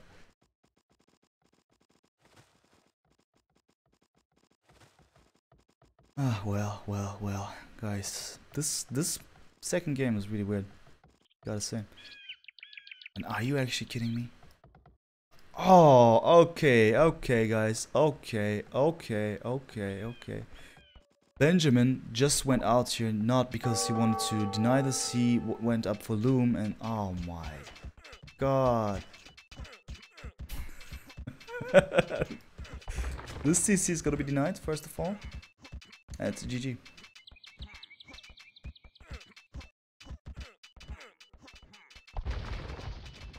It's not really denied, but oh my god, look at this douche. I mean, he has the Persians, right? Persian douche, you all know about this, but oh my god. I mean, at least we will see a third game. We'll see a third game, and it's gonna be fine, but oh my god, guys, what is this even? What are we even watching, man?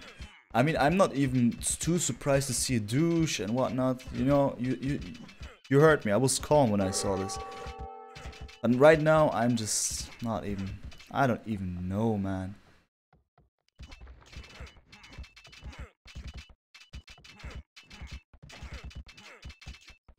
What are we even watching? Is this CC gonna go up? It is, right?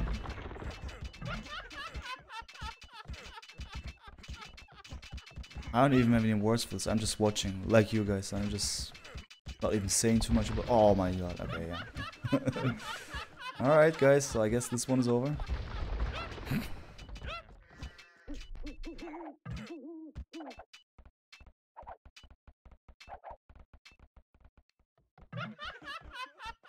He's placing another TC. He doesn't want to call it GG. Oh my god, man. He wanted to make it a 1-1 ties and then just go for the next final game. What is this even, man? What is this even? So yeah, we got a villager difference of 7, by the way. We got 1 fishing ship for Andorin. Oh my god. Alright, alright.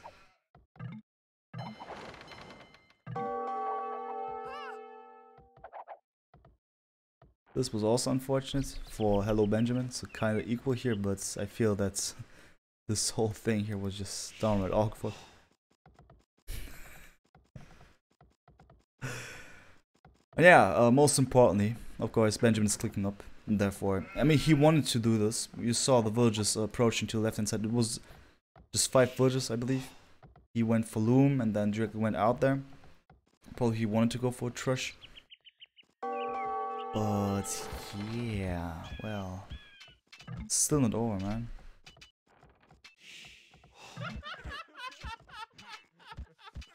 Are we actually seeing some more of those shenanigans now? Yeah, Trush is on the way, yeah, I mean... Also some random villager wars everywhere.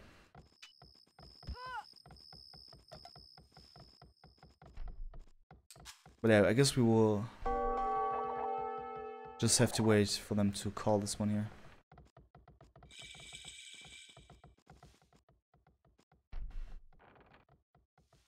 I think Benjamin should play it really seriously, because otherwise he'll lose. For Andorin, I don't know, he'll just have some fun for this match. Come on, man.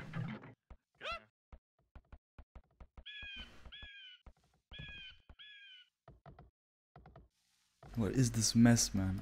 What is this mess?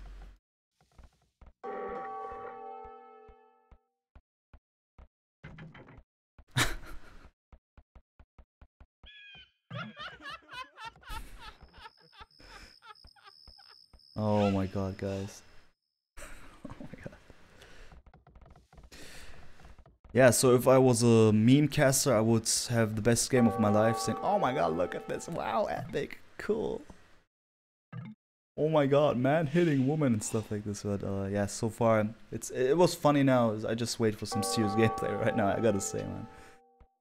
I mean, yeah. Alright. So finally we see the first watchtower, right? That is something. That is something. Pawn called it there in the chat. He said we'll see at least 1 tower. Fortunately, it's not in a position to cause that much damage, but the second tower obviously will be more of a hurtful thing. Andorin managed to click up. That is remarkable. Having caused this much damage to his own economy. Still, he has a decent number of fish already. Not the same for Benjamin. With 3 fishing ships. And yeah, I know, guys. Now it's gonna be just random stuff here taking place once again. And most importantly, this trash. I'm not a fan of trash, you know this. Therefore, I just hope that Andorin will somehow deal with this, because I'm not a fan of trashers. So I'm always rooting for the one being trashed. But once again, I just feel that it's gonna be GG by Andorin. Just... oh my god, man. Just to have this third proper game.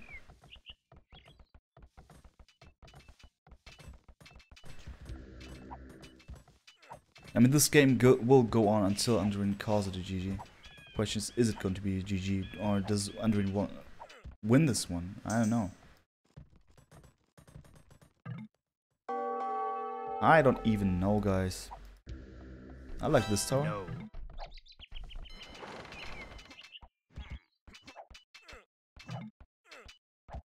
Messy game, man. Yeah, we see the classical trash here. Zoning is real. The stone is being zoned. The wood is being zoned. But the mistake of Benjamin is not to have placed the second tower over here. Therefore, this watchtower will be down.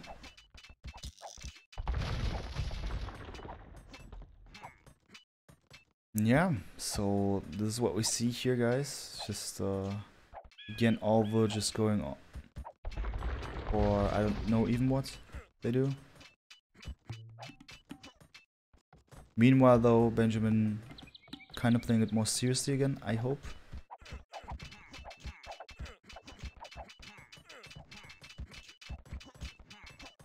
And with the stone here, he will be able to place some more towers, counter towers.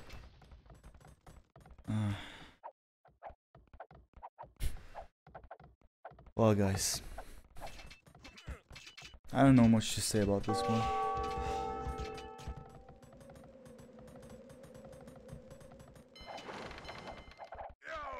Alright, so finally we see some proper action by Andorin, which is this smart walling. Making sure that Hello Benjamin needs to back off there.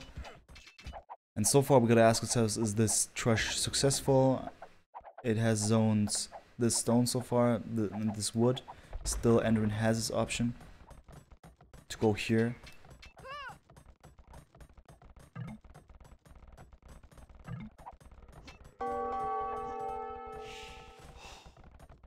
Yeah, I guess Benjamin now stopped going for trash in the first place and probably is just going for... Nope, he is not done at all. What is his plan? I mean, now he plays like there's no other chance than going for trash with Koreans. I hate this kind of point of view, playing with Koreans for sure, as if it's the only thing you can do. So for now there's no more opponent villager, the base of Andorin, but there are a lot of... oh, there's still some, okay. A lot of towers. Oh well, guys. Maybe a castle defense boom. Well, that is what I would love to see, but I guess this won't even happen. Because look at the other resources. He has stone for days, but both gold and food is just too little. He has no villages on gold. Therefore, yeah, it's just gonna be a pure trash.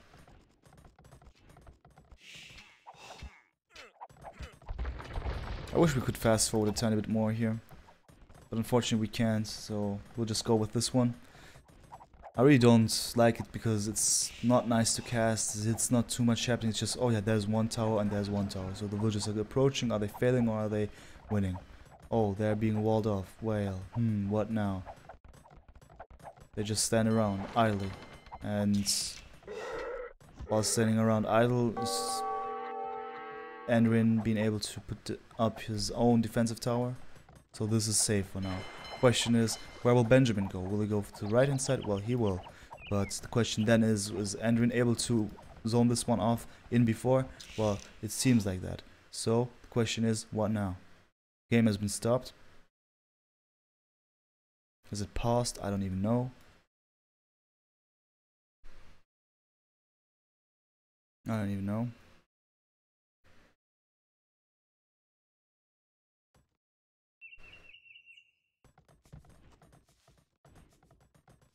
Alright, continues. Yeah. So far, just more villagers walking around here, trying to wall off. This time successfully though, it seems. But Andorin again thinking ahead, as he's a smart player, he knows what to do against those kind of things happening. He's an experienced player. Yeah, we see exactly, this is the reason why they nerfed Koreans in the ECL at least, and and in the upcoming patch. I mean, it's in the beta, but it's gonna be applied in the original game pretty soon, I hope. And then bye bye Trush. I really hope so. I'm just sick of this. I'll tell you, especially because I'm just in love with Arabia. It's such a nice thing, nice map. And unfortunately, it gets destroyed by so many Trush attempts. And it makes it even more of a sad thing to see Trushes on other maps. Only because they're Koreans or Spanish or nowadays even Malay, Aztecs, Mayans. Pretty much everyone goes for Goths. They all go for Trushes many times. And yeah, really nice thing that it's gonna be nerfed. It is nerfed and it's gonna be officially nerfed pretty soon, and then we're finally done, hopefully done with all of this.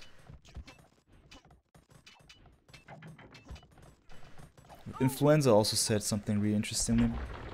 It's really interesting stuff.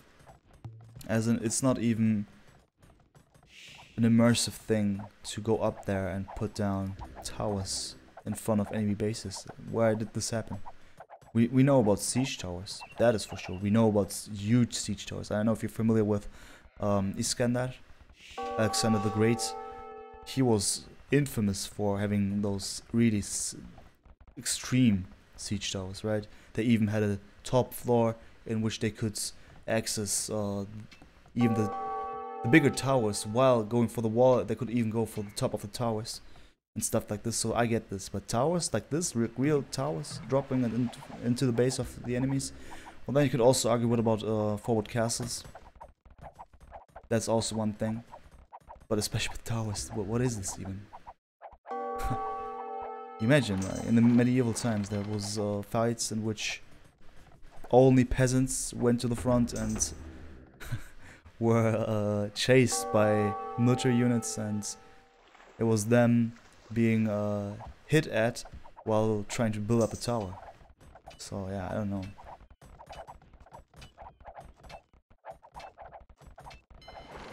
Furthermore, many consider this one as a toxic move. I mean, look at this mess. I feel that this is not the original Age of Empires gameplay style anymore. What do we see? We see walls, we see towers and whatnot. Well, and all in all, looks super messy. Meanwhile, let's look at Benjamin's base. I feel that we are about to leave this toxic Trush base and shift into Castle Age. That's good. So with Castle Age, Andorin obviously able to go for scale barding armor and most important plate barding armor, a chain barding armor, there we go, and then going for some knights. That would make sense. He has a stable, just one though, so we'll wait for the other one also to come. And once this takes place, it's gonna be good for sure, as Andorin has 39 villages and Benjamin somehow miraculously has only 34. He lost a fair amount of villages, for sure. Therefore, it seems to have had a more negative impact on his own economy than Andorin's fun attempt to go for a douche. So yeah, we see it here, more stables. Oh yeah, so many stables that we're probably just gonna see an all-in steamroll type of Knight army approaching. Oh wait a sec, that was my mistake. This is actually the army of the stables of Benjamin. Excuse me, but this has been such a messy game. I'm not able to realize that's just so messed up. So we have 3 stables, interesting stuff. Yeah, it wouldn't have made sense for Andorin, as looking at his resources, he wouldn't have been able to pump out anything out of that, but it is the case for Benjamin though, so interesting, interesting.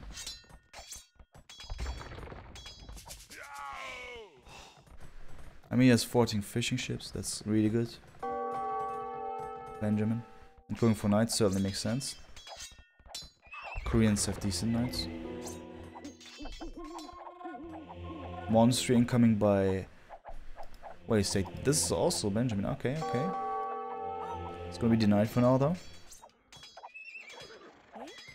Alright. So... Okay, fast imps, I didn't expect this one. Didn't expect this one at all. How so and why? Does he wanna do what I accidentally said about Andorin? Steamrolling here. Well, he could do so, but I feel that there are too many towers, as the knights have only +1. The towers don't have fletching or something like this.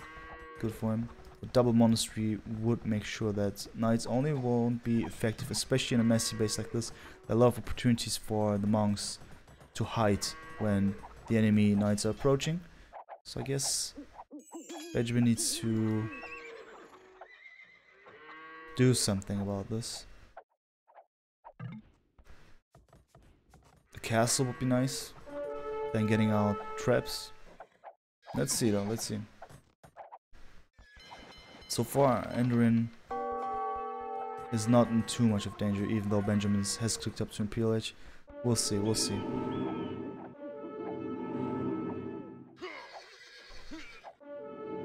Good move so far. A lot of monasteries, 4 monasteries in total here. Guess Andorin making the right moves.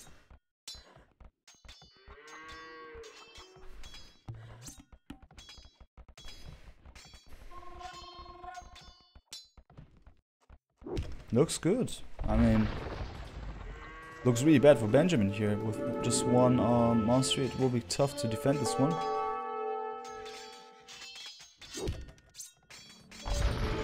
The pressure is on, let's TC. It's being fired at, but it's not going to be denied considering the incoming imp there. And yeah, this manga now being destroyed. Conversion, at least 1. Oh, there we go. So far Andorin not successful anymore. He needs to back off a little bit, but he doesn't. He will instead go inside with more reinforcements. That is actually good. Like to see this one.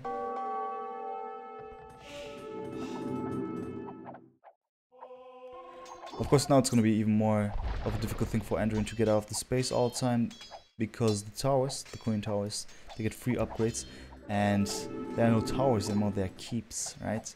They do a lot of damage and they're really tanky then.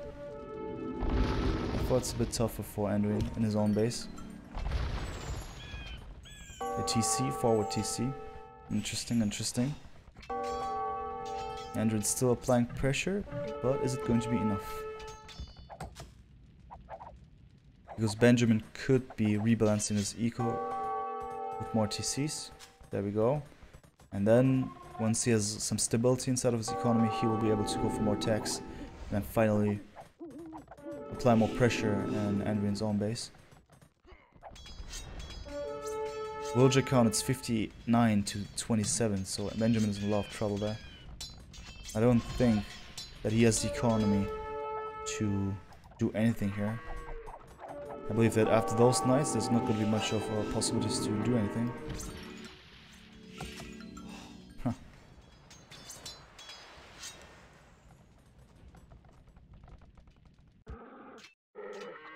Yeah. I guess Andorin has good chances here in winning, because simply his economy will make sure that he will have more reinforcements. Or Benjamin is successful in going for a raid, but I think this raid has been just denied. And furthermore, the attempt of going for a Trush ended up in Andorin having his own second base there in the back.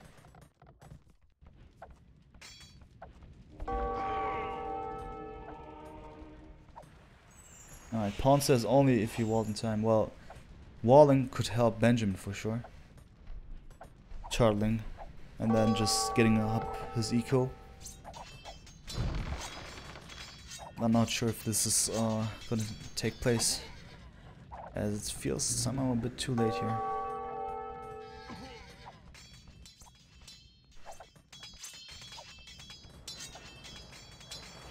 Glokken incoming though, and also an archer range. I wonder why. Probably officially, you've been alive for just over 3 hours. Well. Sup, Willis? Hey there.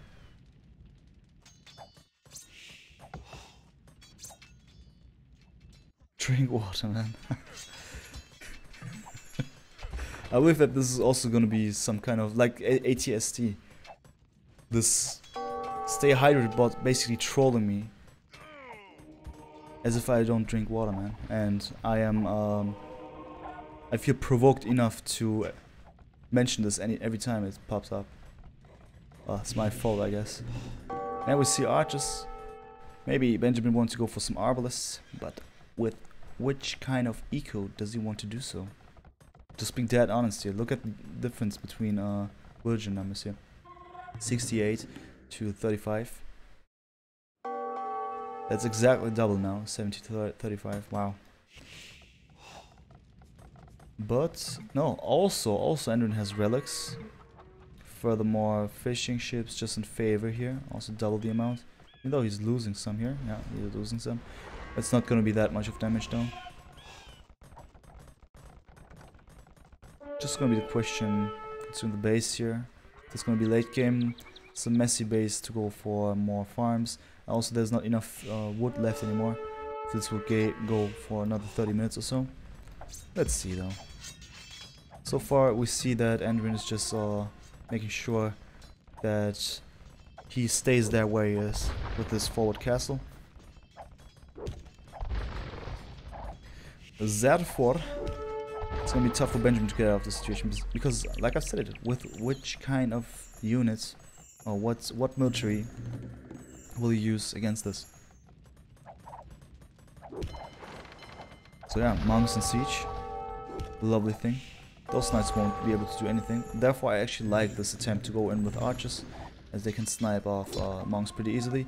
Though there is this mangonel, so it's gonna be a tough one.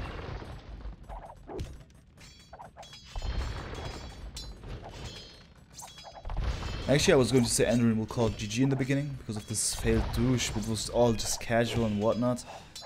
But Benjamin failed big time with this Trush, I gotta say. This was a really bad Trush. And Andorin did really well by just avoiding it. By just shifting his TC, his whole, I mean, his original TC was there, I believe. Then he tried to douche it right there. Then he went back, put it there. Then he was being trushed, and now he is all over this place. The place where you can see no keep at all. And there are no keeps anyway, as the battering ram did a lot of work. Those battering rams do a lot of work here. I believe that it's going to be too tough for Benjamin to get out of the situation, basically. Also another pause incoming.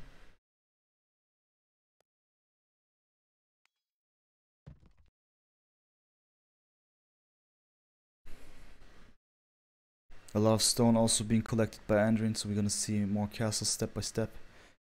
This is the max kind of approach.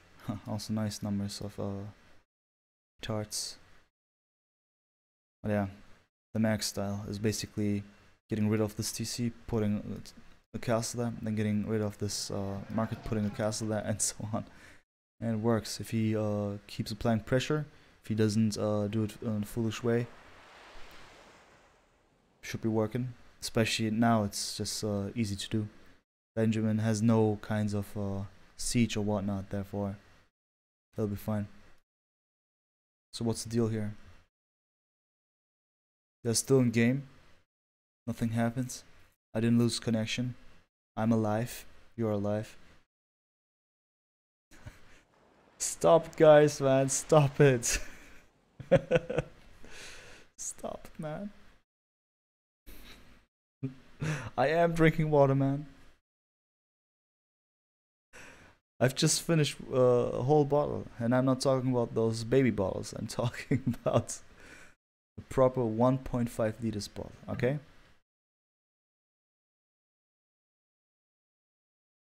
And I will drink more. But thank you for your concerns. Spike or Spicker or Spicker. And also Pawn, thanks to you as well. I really appreciate that you care for me. Really. Alright, so it's continuing, finally. Fletching incoming by Andorin just to improve the strength of his castles. The arrow fire. And more Petardinos incoming. Boom. Boom. Not enough though. Oh, 12 HP, man. Don't, yeah, exactly. Do it like this. Another castle incoming, yeah. Guys, I'm always, I have the obligation not to call it GG. It's gonna be GG when the players say it, but how in the world does Benjamin plan to get out of the situation? This is only attempt, the only attempt. There, one monk, two monkas. Actually a good book by Benjamin. Yes.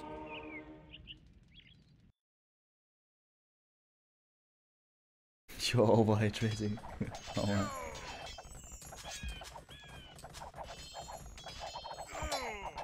Alright, so actually this was more successful than it should have been. But Andorin also clicking up. I guess it's gonna be still the same. Well, this was quite unfortunate for Andorin. I am not sure, guys. I am not sure. What about his TCs? Are they even working? Nope. Nope.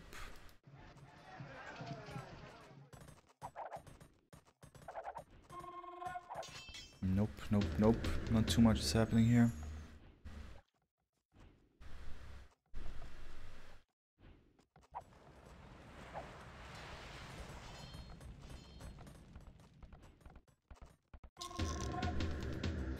Yeah, guys, I don't even know. It's just a matter of time, in my opinion, still.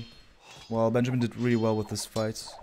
And he has got a little advantage there now for his own sake. It's just,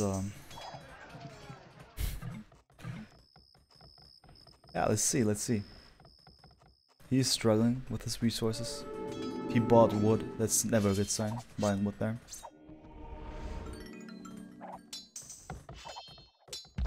War elephants incoming. That's actually a really good idea. They could deal well against Arbalest. War elephants next to bell elephants, the only units to castle that deal splash damage. But obviously war elephants are way more expensive, way tankier, ATSD, but the crucial thing about them is you produce them with castles and not stables. Therefore, that's the difference.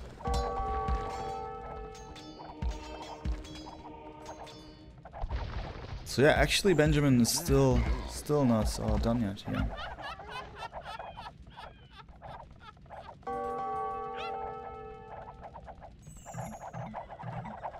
Oh, that's GG.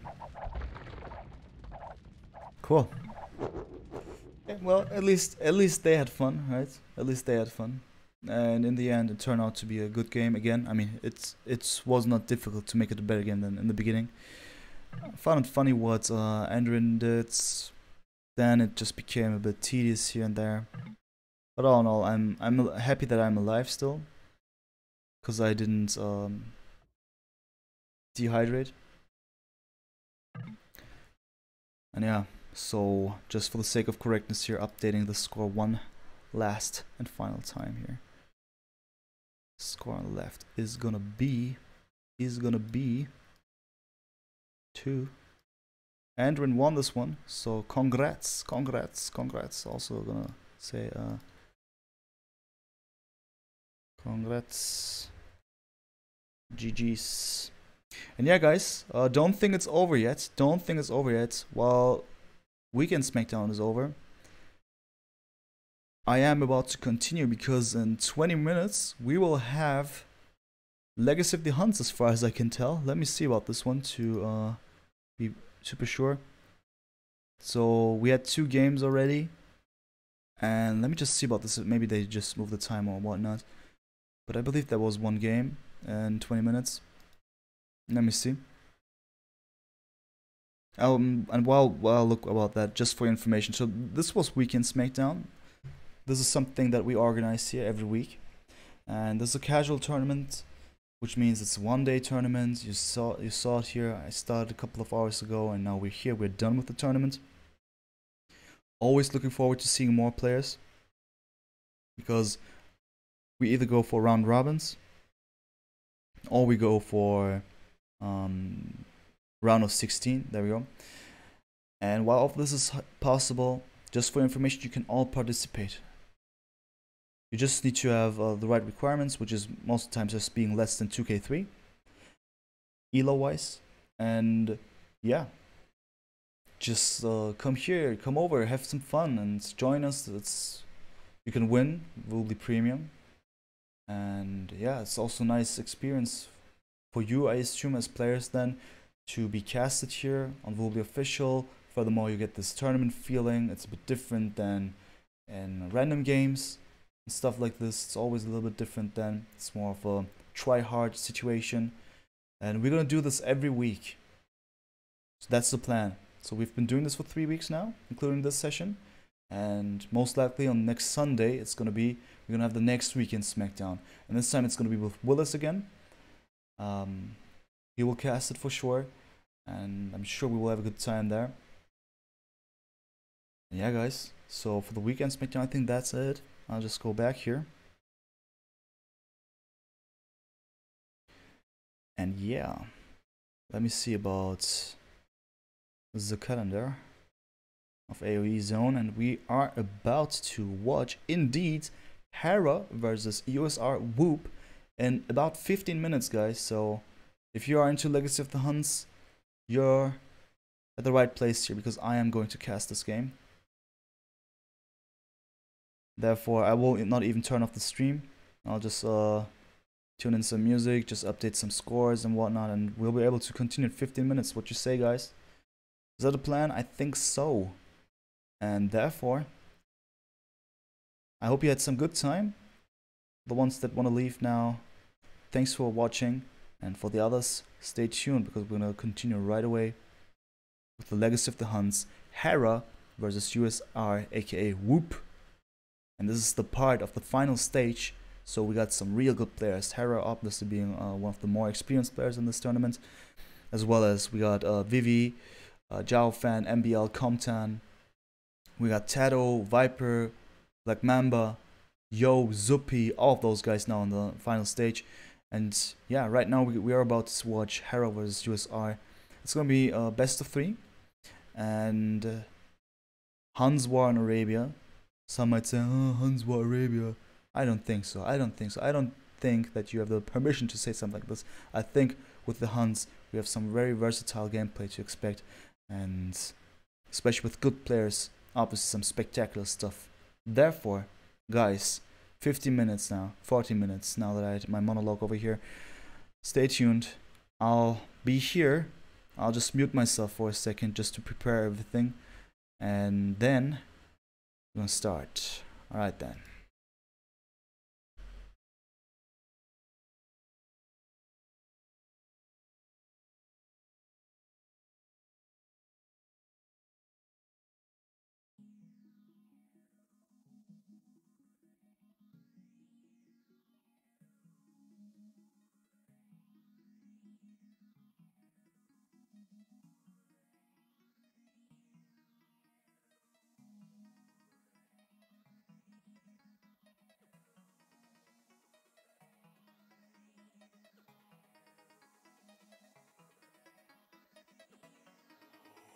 OPM Studios.